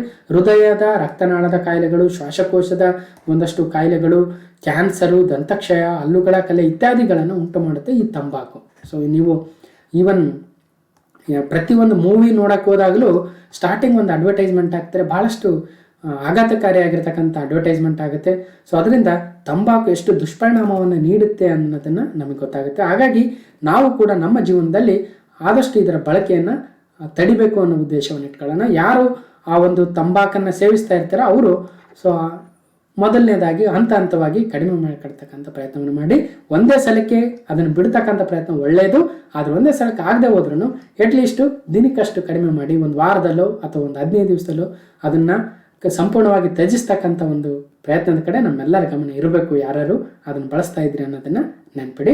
ಸೊ ಇದರಿಂದ ನಮ್ಮ ಜೀವನ ಒಂದಷ್ಟು ಉತ್ತಮವಾಗೋದ್ರಲ್ಲಿ ಎರಡು ಮಾತಿಲ್ಲ. ಸೊ ಹಾಗಾಗಿ ಇವೇನು ಹಲವಾರು ಕಾಯಿಲೆಗಳಿಗೆ ತುತ್ತಾಗ್ತೀವಿ, ಸೊ ಅದನ್ನು ತಡಿಬಹುದು ಅಂತಕ್ಕಂಥದ್ದು ವಿಶ್ವ ತಂಬಾಕು ವಿರೋಧಿ ದಿನ ಮೇ 31 ಒಂದು ಅಡ್ವೈಸ್ ಆಗುತ್ತೆ. ಓಕೆ, ಸೊ ಹಾಗಾದರೆ ಏನು ಥೀಮು, ಕಾಂಪಿಟೇಟಿವ್ ಎಕ್ಸಾಮ್ಗೆ ಏನು ಬೇಕು ಅಂದರೆ ಥೀಮ್ ಏನು, ಯಾವ ದಿನ ಏನು ಅಂತ. Okay, so tobacco threat to our planet. So ಇಡೀ ನಮ್ಮ ಒಂದು ಭೂ ಗ್ರಹಕ್ಕೇನೆ ಈ ತಂಬಾಕು ಅಂತಕ್ಕಂಥದ್ದು ಒಂದು ಥ್ರೆಟ್ ಆಗಿದೆ, ಒಂದು ಆಪತ್ತಾಗಿದೆ. ಹಾಗಾಗಿ 2022 ಮೇ 30 ಆಚರಿಸುವ ವಿಶ್ವ ತಂಬಾಕು ವಿರೋಧಿ ದಿನದ ಥೀಮ್ ಏನು ಅಂದರೆ tobacco threat to our planet, ಅಥವಾ ಇದನ್ನ ವರ್ಲ್ಡ್ ನೋ ಟೊಬ್ಯಾಕೋ ಡೇ ಅಥವಾ ವರ್ಲ್ಡ್ ಆಂಟಿ ಟೊಬ್ಯಾಕೋ ಡೇ ಅಂತ ಕರಿತೀವಿ. Theme tobacco a threat to our planet. Okay, so next question number 14. PM Kisan, Pradhanmantri Kisan Samman ಯೋಜನೆ ಅಥವಾ ಕಿಸಾನ್ ಸಮ್ಮಾನ್ ನಿಧಿ ಯೋಜನೆ ಅಂತ ಕರಿತೀವಿ. ಈ ಒಂದು ಕಿಸಾನ್ ಯೋಜನೆಯಲ್ಲಿ 11ನೇ ಕಂತಿನ ಒಂದು ಅಮೌಂಟು ಮೇ 31 ಅಂದರೆ ಇವತ್ತು ಬಿಡುಗಡೆ ಆಗಿದೆ. ಎಲ್ಲ ರೈತರಿಗೆ ಇವತ್ತು ಬಿಡುಗಡೆ ಆಗಿದೆ ಅಂತಕ್ಕಂಥದ್ದು. ಎಷ್ಟು ನೋಡಿ, PM Kisan 11th installment to be released by the PM Modi on May 31. ಇವತ್ತು ರಿಲೀಸ್ ಮಾಡಿದ್ದಾರೆ. ಇಂದು PM ಕಿಸಾನ್ ಕಂತು ಬಿಡುಗಡೆ ಆಯಿತು. ಪ್ರಧಾನಮಂತ್ರಿ ಕಿಸಾನ್ ಸಮ್ಮಾನ್ ನಿಧಿ ಯೋಜನೆಯ PM ಕಿಸಾನ್ ಯೋಜನೆಯ ಕಂತು ಮಂಗಳವಾರ ಅಂದರೆ ಇವತ್ತು ಬಿಡುಗಡೆಯಾಗಲಿದೆ. ಇದೆಷ್ಟನೇ ಕಂತು ಅಂದರೆ 11ನೇ ಕಂತು. ಒಟ್ಟು 21,000 ಕೋಟಿ ರೂಪಾಯಿಗಳು. ನೋಡಿ, 21,000 ಕೋಟಿ ರೂಪಾಯಿಗಳ ಮೊತ್ತ ದೇಶದ ಸುಮಾರು 10 ಕೋಟಿ ರೈತರಿಗೆ ಫಲಾನುಭವಿಗಳ ಖಾತೆಗೆ ನೇರವಾಗಿ ಜಮೆ ಆಗಲಿದೆ. ಹಾಗಾದರೆ ಈ PM ಕಿಸಾನ್ ಯೋಜನೆಯಲ್ಲಿ ರೈತರಿಗೆ ಎಷ್ಟು ಅಮೌಂಟನ್ನು ನೀಡ್ತಾರೆ ಅಂದರೆ ಒಟ್ಟು 6,000 ರೂಪಾಯಿಗಳನ್ನು ಕೇಂದ್ರ ಸರ್ಕಾರ ನೀಡುತ್ತೆ. ಈ 6,000 ರೂಪಾಯಿಗಳನ್ನು 3 ಕಂತುಗಳಲ್ಲಿ ನೀಡುತ್ತೆ, 4 ತಿಂಗಳಿಗೊಮ್ಮೆ. ಸೊ 2,000 ಹೀಗೆ 6,000 ರೂಪಾಯಿಗಳನ್ನು ಕೇಂದ್ರ ಸರ್ಕಾರ ನೀಡುತ್ತೆ. ಓಕೆ, ಜೊತೆಗೆ ನಮ್ಮ ಕರ್ನಾಟಕ ಸರ್ಕಾರ ಅಡಿಷನಲ್ ಆಗಿ ಮತ್ತೆ 4,000 ರೂಪಾಯಿಗಳನ್ನು ನೀಡುತ್ತೆ ಅನ್ನೋದು ಗೊತ್ತಿದೆ ನಮಗೆ. ಸೊ ಅದನ್ನು ಸಹಿತ 2 ಕಂತುಗಳಲ್ಲಿ 2,000 ರೂಪಾಯಿದಂಗೆ ನೀಡುತ್ತೆ. ಸೊ ಇಲ್ಲಿ 6,000, ಇಲ್ಲಿ 4,000, ಒಟ್ಟು 10,000 ರೂಪಾಯಿಗಳು ನಮ್ಮ ರೈತರ ಖಾತೆಗೆ ಜಮೆ ಆಗ್ತವೆ ಅನ್ನೋದು ನೆನಪಿಡಬೇಕು. ಓಕೆ, ಸೊ ಹಾಗಾದರೆ ಒಟ್ಟಾರೆಯಾಗಿ ದೇಶದಲ್ಲಿ PM ಕಿಸಾನ್ ಯೋಜನೆಯ ಪ್ರಕಾರ 6,000 ರೂಪಾಯಿಗಳ ದೇಶದ ಈ ಒಂದು ಯೋಜನೆಯ ಫಲಾನುಭವಿ ರೈತರಿಗೆ ಸಿಗುತ್ತೆ. ಕರ್ನಾಟಕದಲ್ಲಿ ಅಡಿಷನಲ್ ಆಗಿ ಮತ್ತೆ 4,000 ರೂಪಾಯಿಗಳು ಸಿಗುತ್ತೆ ಅನ್ನೋದು ಕೂಡ ನೆನಪಿಡಬೇಕು. ಓಕೆ, ಸೊ ಹಾಗಾದರೆ ಮುಂದಿನ ಪ್ರಶ್ನೆಗೆ ಹೋಗೋಣ. Question number 15. ಸೊ ಏನಿದೆ, so doctor MN Rajendra Kumar. So ಈ ಒಂದು ಪ್ರಶಸ್ತಿ ರಾಜೇಂದ್ರ ಕುಮಾರ್ ಅವರಿಗೆ ಸಿಕ್ಕಿರ್ತಕ್ಕಂಥದ್ದು 3-4 ದಿನಗಳಿಂದ ನಾನು ನ್ಯೂಸ್ ಪೇಪರಲ್ಲಿ ನೋಡ್ತಾ ಇದ್ದೆ. ಸೊ ಕರೆಂಟ್ ಅಫೇರ್ಸಲ್ಲಿ ಆ್ಯಡ್ ಮಾಡೋಣವಾ ಬೇಡವಾ ಅಂತ ಭಾಳ ಆಲೋಚನೆ ಮಾಡ್ತಾ ಇದ್ದೆ. ಯಾಕಂದರೆ ಪ್ರತಿಯೊಂದು ಕರೆಂಟ್ ಅಫೇರ್ಸ್ ನಾನು ಈ ಒಂದು ನಮ್ಮ ವಿಡಿಯೋದಲ್ಲಿ ಹಾಕ್ಬೇಕಂದ್ರೆ ಭಾಳಷ್ಟು ಆಲೋಚನೆ ಮಾಡ್ತೀನಿ. ಒಂದು 10 ಸಲ ಯೋಚನೆ ಮಾಡಿ whether it is a worthful or not. ಅಂದರೆ ಈ ಕಾಂಪಿಟೇಟಿವ್ ಎಕ್ಸಾಮ್ಗೆ, ಸ್ಪರ್ಧಾತ್ಮಕ ಪರೀಕ್ಷೆಗೆ ತಯಾರಾಗ್ತಕ್ಕಂಥ ನಮ್ಮ ವಿದ್ಯಾರ್ಥಿಗಳಿಗೆ ಇದು ಬೇಕಾ ಬೇಡವಾ ಅಂತ ಆಲೋಚನೆ ಮಾಡ್ತೀನಿ. ಪ್ರಾಬಬಲ್ ಇದ್ದರೆ ಅದನ್ನು ನಾಲೆಜನ್ನು ಗೇನ್ ಮಾಡಿದರೆ ಏನಾದರೂ ಯೂಸ್ ಆಗುತ್ತೆ ಅನ್ನೋದಾದ್ರೆ ಮಾತ್ರ ಆ್ಯಡ್ ಮಾಡೋದು. ನಾನು ಸಣ್ಣ ಪುಟ್ಟವೆಲ್ಲ ಸುಮ್ಮನೆ ಆ್ಯಡ್ ಮಾಡೋಕ್ಕೆ ಹೋಗಲ್ಲ. ಸೊ ಹಾಗಾಗಿ ವೆರಿ ಇಂಪಾರ್ಟೆಂಟ್ ಇರೋವು ಮುಂದಿನ ಸ್ಪರ್ಧಾತ್ಮಕ ಪರೀಕ್ಷೆಗಳಿಗೆ ಫೇವ್ರೇಟ್ ಆಗಿರ್ತಕ್ಕಂಥ ಕ್ವಶನ್ಸ್ನ ಮಾತ್ರ ಆ್ಯಡ್ ಮಾಡ್ತೀನಿ. ಅಂದರೆ ಇಲ್ಲಿ ಏನಾಗುತ್ತೆ ನೋಡಿ, ಈಗ ಒಂದು ಯಾವುದೋ ಎಕ್ಸಾಮ್ ನಡೆಯುತ್ತೆ, FD ಅಥವಾ SD ಅಥವಾ PSI ಅಥವಾ PC ಎಕ್ಸಾಮ್ ನಡೆಯುತ್ತೆ ಅನ್ಕೊಳ್ಳೋಣ. ಒಂದು 15 ಪ್ರಶ್ನೆ ಕರೆಂಟ್ ಅಫೇರ್ಸ್ ಮೇಲೆ ಬಂದಿದ್ದಾವೆ ಅನ್ಕೊಳ್ಳೋಣ. ಆ 15ರಲ್ಲಿ ಒಂದು 12ರಿಂದ 13 ಪ್ರಶ್ನೆಗಳನ್ನು ನಾವು ಡಿಸ್ಕಸ್ ಮಾಡಿರಬೇಕು. ಅದು ನನ್ನ ಉದ್ದೇಶ. ಇನ್ನೊಂದು 2-3 ಇರ್ತಾವಲ್ಲ ಅವು ಮಿಸ್ ಆಗೇ ಆಗ್ತವೆ. ಯಾಕೆ ಮಿಸ್ ಆಗ್ತವೆ ಅಂದರೆ 100ಕ್ಕೆ 100 ಕರೆಂಟ್ ಅಫೇರ್ಸ್ ನಾವು ಕವರ್ ಮಾಡೋಕ್ಕಾಗಲ್ಲ. ಯಾಕಾಗಲ್ಲ? ಈಗ ನೋಡಿ, ಇಡೀ ಸಮುದ್ರನೇ ಓದಕ್ಕೆ ಹೋದ್ರೆ ಭಾರಿ ಕಷ್ಟ. ನಾವಿಲ್ಲಿ ಚಾಯ್ಸ್ ಮಾಡ್ಕೊಂಡು ಓದಬೇಕು. ಅಂದರೆ ಪ್ರಾಬಬಲ್ ಯಾವ್ಯಾವ ಇದ್ದಾವೆ, ಯಾವ ಬರ್ಬೋದು, ಇಂದಿನ ಪ್ರಶ್ನೆ ಪತ್ರಿಕೆಗಳನ್ನು ಗಮನಿಸಿ ನೋಡಿ. ಮತ್ತು ಒಂದಷ್ಟು ನಾಲೆಜ್ ಗೇನ್ ಆಗಿರುತ್ತೆ ಅಲ್ವಾ. ಸೊ ಒಂದಷ್ಟು ಓವರ್ ದ ಇಯರ್ಸು ಒಬ್ಬ ಟೀಚರ್ಗೆ, ಒಬ್ಬ ಎಜುಕೇಟರ್ಗೆ ಒಂದಷ್ಟು ನಾಲೆಜ್ ಗೇನ್ ಆಗಿರುತ್ತೆ. ಆ ನಾಲೆಜ್ ಪ್ರಕಾರ ಇಂಥ ಕರೆಂಟ್ ಅಫೇರ್ಸ್ ಹೇಳಿದರೆ ಇದು ಯೂಸ್ ಆಗುತ್ತೆ, ಈ ರೀತಿ ಬರ್ತಕ್ಕಂಥ ಚಾನ್ಸಸ್ ಜಾಸ್ತಿ ಇರುತ್ತೆ ಅಂತ ಓದಬೇಕು. ಸುಮ್ಮನೆ 106 ಕ್ವಶನ್ಗಳನ್ನ ಓದ್ತಾ ಹೋದರೆ ಬರೀ ಕರೆಂಟ್ ಅಫೇರ್ಸ್ ಓದೋದ್ರಲ್ಲೇ ನಮ್ಮ ಜೀವನ ಆಗೋಗ್ಬಿಡುತ್ತೆ, ಬೇರೆ ಸಬ್ಜೆಕ್ಟ್ಗಳು ಕಷ್ಟ ಆಗುತ್ತೆ. ಸೊ ಹಾಗಾಗಿ ನಾವು ಯಾವ ರೀತಿಯಾಗಿ ಕರೆಂಟ್ ಅಫೇರ್ಸ್ಗಳನ್ನು ಚಾಯ್ಸ್ ಮಾಡ್ಬೇಕಂದ್ರೆ ಎಕ್ಸಾಮಲ್ಲಿ ಅವುಗಳ ಪರ್ಸೆಂಟೇಜ್ ಜಾಸ್ತಿ ಬಂದಿರಬೇಕು. ಔಟ್ ಆಫ್ ಔಟ್ ಬೇಡ, ಒಂದು 15ರಲ್ಲಿ ಅಟ್ಲೀಸ್ಟ್ ಒಂದು 10ರಿಂದ 12 ಆದರೂ ಸರಿಯಾಗಿರಬೇಕು. ಸೊ ಆ ರೀತಿ ನಾವು ಕರೆಂಟ್ ಅಫೇರ್ಸ್ಗಳನ್ನ ಓದಬೇಕು. ಅದಕ್ಕೋಸ್ಕರ MN ರಾಜೇಂದ್ರ ಕುಮಾರ್ ಅವ್ರ ಬಗ್ಗೆ ನಾನು ಆ್ಯಡ್ ಮಾಡೋಣ ಬೇಡ ಅಂತ ಭಾಳ ಆಲೋಚನೆ ಮಾಡಿದೆ. 3-4 ದಿನ ಎಕ್ಸಾಮ್ ಇದು ನ್ಯೂಸ್ ಪೇಪರಲ್ಲಿ ಬಂತು, ಹಾಗಾಗಿ ಕೊನೆಗೆ ಇದನ್ನು ಆ್ಯಡ್ ಮಾಡಿದೆ. ಓಕೆ. ಸೊ ಹಾಗಾದರೆ MN ರಾಜೇಂದ್ರ ಕುಮಾರ್ ಅವರಿಗೆ ಮೋಸ್ಟ್ ಇನ್ನೋವೇಟಿವ್ ಬಿಸ್ನೆಸ್ ಪ್ರಶಸ್ತಿ ಬಂದಿದೆ. So doctor MN Rajendra Kumar conferred with most innovative business award. So ಯಾಕೆ ನೋಡೋಣ. ನೋಡಿ, ರಾಜೇಂದ್ರ ಕುಮಾರ್ ಅವರು ಇವ್ರಿಗೆ ಮೋಸ್ಟ್ ಇನ್ನೋವೇಟಿವ್ ಬಿಸ್ನೆಸ್ ಅವಾರ್ಡ್ ಸಿಕ್ಕಿದೆ. ಹಾಗಾದ್ರೆ ಯಾರು ಇವರು? ಕರ್ನಾಟಕ ರಾಜ್ಯ ಸಹಕಾರ ಮಾರಾಟ ಮಹಾಮಂಡಳಿ. ನೋಡಿ, ಕರ್ನಾಟಕ ರಾಜ್ಯ ಸಹಕಾರ ಮಾರಾಟ ಮಹಾಮಂಡಳಿ ಬೆಂಗಳೂರು ಹಾಗೂ ದಕ್ಷಿಣ ಕನ್ನಡ ಜಿಲ್ಲಾ ಕೇಂದ್ರ ಸಹಕಾರಿ ಬ್ಯಾಂಕ್ ಅಧ್ಯಕ್ಷರು ಕೂಡ ಆಗಿದ್ದಾರೆ ಡಾಕ್ಟರ್ MN ರಾಜೇಂದ್ರ ಕುಮಾರ್ ಅವರು. ಅವರಿಗೆ ಮೋಸ್ಟ್ ಇನ್ನೋವೇಟಿವ್ ಬಿಸ್ನೆಸ್ ಅವಾರ್ಡ್ ಸಿಕ್ಕಿದೆ. ಸೊ ಯಾರು ನೀಡ್ತಾರೆ ಇದನ್ನ? ದಿಲ್ಲಿಯ ಗ್ಲೋಬಲ್ ಲೀಡರ್ಸ್ ಫೌಂಡೇಶನ್ ಆಶ್ರಯದಲ್ಲಿ ಗೋವಾದ ಖಾಸಗಿ ಹೋಟೆಲಲ್ಲಿ ಒಂದು ಸಮಾರಂಭ ಏನು ನಡೀತು, ಅಲ್ಲಿ ಈ ಒಂದು ಪ್ರಶಸ್ತಿಯನ್ನು ಪ್ರದಾನ ಮಾಡಿದ್ರು. ಯಾರು ಅಂದರೆ ಕೇಂದ್ರ ಸರ್ಕಾರದ ರಾಜ್ಯ ಪ್ರವಾಸೋದ್ಯಮ ಮತ್ತು ಬಂದರು ಸಚಿವರಾಗಿರ್ತಕ್ಕಂಥ ಶ್ರೀಪಾದ್ ನಾಯಕ್ ಅವರು ಡಾಕ್ಟರ್ ರಾಜೇಂದ್ರ ಕುಮಾರ್ ಅವರಿಗೆ ಮೋಸ್ಟ್ ಇನ್ನೋವೇಟಿವ್ ಬಿಸ್ನೆಸ್ ಅವಾರ್ಡನ್ನು ನೀಡಿ ಗೌರವಿಸಿದರು. ಸೊ ಹಾಗಾಗಿ ಇದು ನನಗೆ ಯಾಕೋ ಇಂಪಾರ್ಟೆಂಟ್ ಅನಿಸ್ತು, ಹಾಕಿದ್ದೀನಿ. ಆಲ್ಮೋಸ್ಟು ಮೋಸ್ಟ್ ಎಕ್ಸ್ಪೆಕ್ಟೆಡ್ ಕರೆಂಟ್ ಅಫೇರ್ಸನ್ನೇ ನಾನು ಹಾಕೋದು. ಸೊ ಕೆಲವೊಂದ್ಸಲ ಏನು ಮಾಡಿಬಿಡ್ತಾರೆ, ಸಿಂಪಲ್ ಆಗಿರ್ತಕ್ಕಂಥವು ಕೇಳಿಬಿಡ್ತಾರೆ. ಸೊ ಅದನ್ನು ನಾವು ಫೋಕಸ್ ಮಾಡಿರಲ್ಲ. ಹಾಗಾಗಿ ನನ್ನ ಗೆಸ್ ಏನಿರ್ತವೆ, ಇವು ಬರ್ಬೋದು ಅಥವಾ ಇವ್ನು ಓದಬೇಕು ಒಬ್ಬ ಸ್ಪರ್ಧಾರ್ಥಿ ಅಂತ ನಾನೇನು ಅಂದ್ಕೊಳ್ತೀನಿ, ಅಂಥ ಕರೆಂಟ್ ಅಫೇರ್ಸ್ ಮಾತ್ರ ನಾನು ಆ್ಯಡ್ ಮಾಡೋದು. ಸೊ ಸಣ್ಣ ಪುಟ್ಟು ಎಲ್ಲ ಆ್ಯಡ್ ಮಾಡಲ್ಲ. ಹಾಗಾಗಿ ಒಂದು 15ರಲ್ಲಿ 2-3 ಮಿಸ್ ಆಗಿಬಿಡ್ತವೆ. ಒಂದು 10ರಿಂದ 12ಕ್ಕೆ ನೀವು ಡೆಫಿನೆಟ್ಲಿ ಆನ್ಸರ್ ಮಾಡ್ತೀರಾ. ಸೊ ಇದು ನನ್ನ ಉದ್ದೇಶ ಆಗಿರುತ್ತೆ. ಓಕೆ ಸರಿ, ಇದು ಮೇ 2022ರ 7ನೇ ಭಾಗದ ಪ್ರಮುಖ ಪ್ರಚಲಿತ ಘಟನೆಗಳಾಗಿತ್ತು. ಒಟ್ಟಾರೆಯಾಗಿ 149ನೇ ಕ್ಲಾಸ್ ಆಗಿತ್ತು. ಸೊ ಹಾಗಾಗಿ ಭಾಳಷ್ಟು ಒಂದು ಕಾಂಪಿಟೇಟಿವ್ ಎಕ್ಸಾಮ್ ಯೂಸ್ ಆಗ್ತಕ್ಕಂಥ ವಿಚಾರಗಳನ್ನು ಇವತ್ತು ಮಾತಾಡಿದ್ವಿ ಅಂತ ಹೇಳ್ತಾ, ಸೊ ಈ ಒಂದು ವಿಡಿಯೋನ ಕಂಪ್ಲೀಟಾಗಿ ನೋಡಿರ್ತಕ್ಕಂಥ ಎಲ್ರಿಗೂ ಧನ್ಯವಾದಗಳು. ಮತ್ತೆ ಮುಂದಿನ ವಿಡಿಯೋದಲ್ಲಿ ಇನ್ನಷ್ಟು ವಿಚಾರಗಳೊಂದಿಗೆ ನಾವು ಸಿಗೋಣ ಅಂತ ಹೇಳ್ತಾ, ಸೊ ಈ ವಿಡಿಯೋನ ಕಂಪ್ಲೀಟಾಗಿ ನೋಡಿರ್ತಕ್ಕಂಥ ಎಲ್ರಿಗೂ ಧನ್ಯವಾದಗಳು. Thank you.